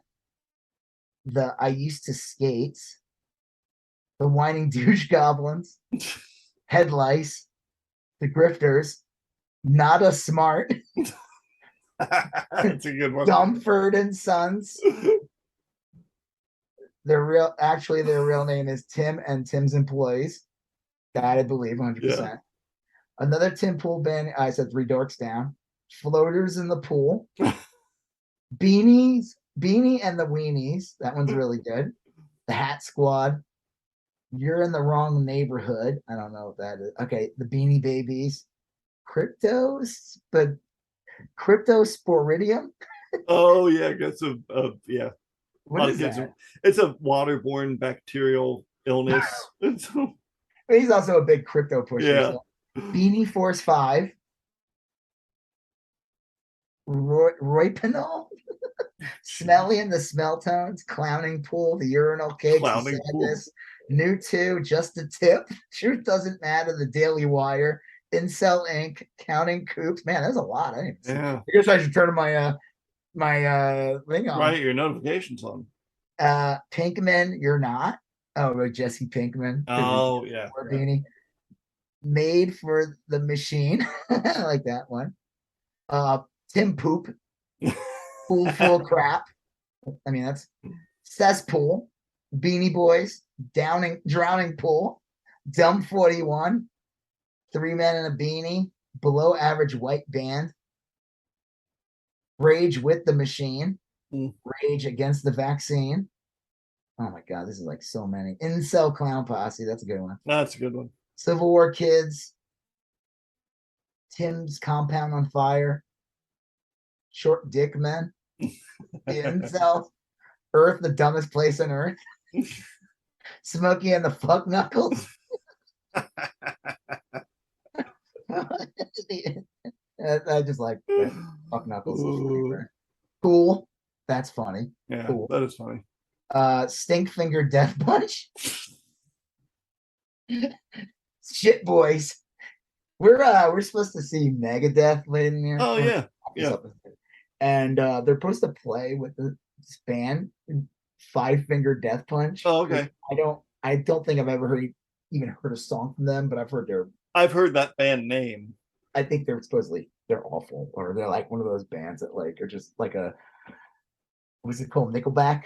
Yeah. Like, yeah. I like Megadeth. I said to my son, I'm like, the rumor is supposedly Megadeth is opening for them, which I just find. Oh. And I'm like, I kind of hope that's the case. I told my son, I'm like, we are leaving Megadeth if that's the case, but I have a feeling that's not what's going to happen. I like Megadeth. I like a lot of their earlier stuff. I know that Dave Mustaine's kind of an asshole, but whatever. It's weird. I saw oddly, I think it was on TikTok, video of him on this latest tour. The guy does not look like he used to. He looks like an old man. He is an old man. But he sits down he'll go to the back of the stadium or the club or whatever, and he'll hang out with fans and not reveal he's Dave Mustaine. And then he'll give them tickets to the front row, which is kind of a fun little Hello, me, read the real me, backstage. My name's Hob. I'm here waiting for death.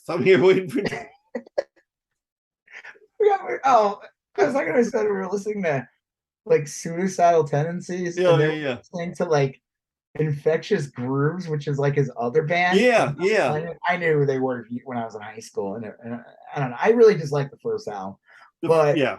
I say to him, I said, like, this guy just goes out of the way to talk about how insane he is. Like all his songs, like the big one, which is institutionalized, that's about being nuts. But there's a ton of songs. It's all about like him being just crazy. Yeah. And he even had an album, like he had a different, it wasn't Suicidal Tendency, it was called like Psycho Myco. And I just said it's really funny. I'm like, he's probably the most sane person. Like he wants you to think he's mentally ill. He's like, he's got so many problems, and I just find that really funny. He's probably like super, super balanced from having talked through all his issues over the years. He's like 30 years, fucking 40 years of just like talking, basically telling everyone how fucking insane he is. A really deep state of like self therapy for like 30 years. He's just he's processed every single thought he's had, and like has a like what are those things of sand, the like they pull like the little fork in the sand. yeah, like a little Buddhist sand garden. Zen garden. Yeah, he's got a Zen garden. It's totally normal. All I wanted was a Pepsi. I guess that's all. And I eventually got one. Yeah, it wasn't that hard. I went to the store. Right, I had to self-actualize that Pepsi. There's this one song from Infectious Group called like Therapy, and I guess they got Ozzy Osbourne to be in it. Oh geez. And he's like, it's just all he does, it's like the song and they're singing, it's like whatever that you call that music. It wasn't ska or anything, it's like just funky. Funky suicidal tendencies. But one of the songs was like, and Ozzy would just go, therapy. And I was making jokes. I was like, Penelope. Like, but I said that like how they, because it's like, I don't know, like the early 90s or something like that. Yeah, that sounds right. I said early mid 90s. I said, I guarantee you that they paid him with a bag of Coke to be in that video. And it's like he's sitting at the table and they have to like cover up the bag of Coke that Ozzy's gonna do right after. It's like a bag of Coke and a beaker filled with urine and ants. That's a deep cut. Yeah, that's a YSGOAT deep cut. You know, any of you guys who have been listening to this podcast for the past, how long have we been doing this? Like 8 years now? Yeah, 3 or 4 years. Okay. One of the earlier episodes, we did a review of The Dirt. Yep. Which was the Motley Crue movie. The Dirt and that Queen movie. We did them like both on the same episode. And I actually follow this guy. He follows me back. He's actor. He's in like the Mighty Gemstones. He's in tons of stuff. Let me see if I can find him. His name is Tony Cavallero. He's really funny. And he played Ozzy in the movie. Yeah. And he snorts ants and urine. Yeah. That was a great scene. So fucking insane at that time period. All right. All right. That was it was good to talk, that was like talking about Psycho Myco. It was like a little bit of therapy for ourselves. Yes. Yeah. For this intense week. We have another, and next week we're going to talk hopefully a lot about pop culture, the season finale of For All Mankind. And what could top what happened is if, like, I don't know, Trump actually gets arrested. Yeah, well, look, I don't rule that out, frankly. Do you think there'll be more copycats of that lunatic, or do you think getting killed might be like, oh yeah, you know what, I'm not going to do this? I do. It'll depend. I mean, like, honestly, I think it will depend on these Republican representatives if they keep ramping it up. Yeah, absolutely. Well, it's not just them; it's the right-wing media in general. I mean, Carlson go on TV and he's telling you like the government's like, they're going to take all your rights away. I think though that like when people in government do it, it's basically like saying it's okay, we'll take care of you. I think scary. Like right-wing media, end of the day, they're just throwing fuel on the fire. But when a politician does it, it's almost like they're validating it. Yeah. So. Look, will Trump get arrested? That's 50-50, I think. I don't know. I could see it. I mean, man, if there's going to be a more satisfying visual to watch, it would be him frog marching. Like, yeah, right. I'm sorry. If someone's got to be made an example. George W. Bush got away with it, murder, but one thing George W. Bush didn't do was start a, get all his insane followers to attack the Capitol. This is do rallies and what? Yeah, this is a classic Greek tragedy, and it's always the hubris, the pride that gets you. Well, that's what I said. All these fucking guys, they're all arrogant. Yep. All of them. And Every single one. George Bush all shucks his way out of accountability by pretending to be humble, and it worked for him. And this group, Bannon and Steve Miller and Donald Trump, and they are so proud. They can't help themselves. Yeah. It's like, even like a good example is Alex Jones last week, before like the whole week. Yeah. When he was on trial, having to record, he would then do a show and then literally talk shit about the judge, talk shit about everybody. And like, it's like, dude, shut the fuck up, man. I mean, good, keep talking. So now you're thrilled with themselves, and I think that's going to be what gets Trump. So I heard, though, even though he was on tap to like almost 50 million, supposedly because of like Texas or whatever, he may not have to pay anywhere near that. I've heard that too. But what? I've heard that too. I don't think it matters. I think, I think that this is the first of 3 trials, and man, if this the lawyer gave that cell phone to the January 6th committee already, the entirety of his cell phone, and now other plaintiffs can request a copy of that cell phone. It's in the court record, so there may be that just might be the rest of Alex Jones's life, is people suing him. There's other people Alex Jones has dicked over. It ain't all the Sandy Hook people. The funny thing is that those people will come out of the woodworks. Yeah. Like, if there's a payday coming, this will be death by 1,000 cuts. I mean, I would rather, because like Alex Jones will just make his money back tomorrow. There's enough chuds to keep money coming in. I'd rather, you're not gonna bankrupt him, because he'll just make more money the next day. But you can keep him in court and under oath for the next 15 years, and that's hilarious. That's better than bankrupting him, Well, that's a satisfying ending. Yeah, but there you go. There you go. And on that note, I'm Rob Israel. I'm Joseph K. And you still going on about that? Thank you for listening to You Still Going On About That. Please like, comment, share, and if you haven't done already, please follow us on Instagram, YSGOAT, Facebook, YSGOAT, and Twitter, YSGOAT. Thank you, and have a great day.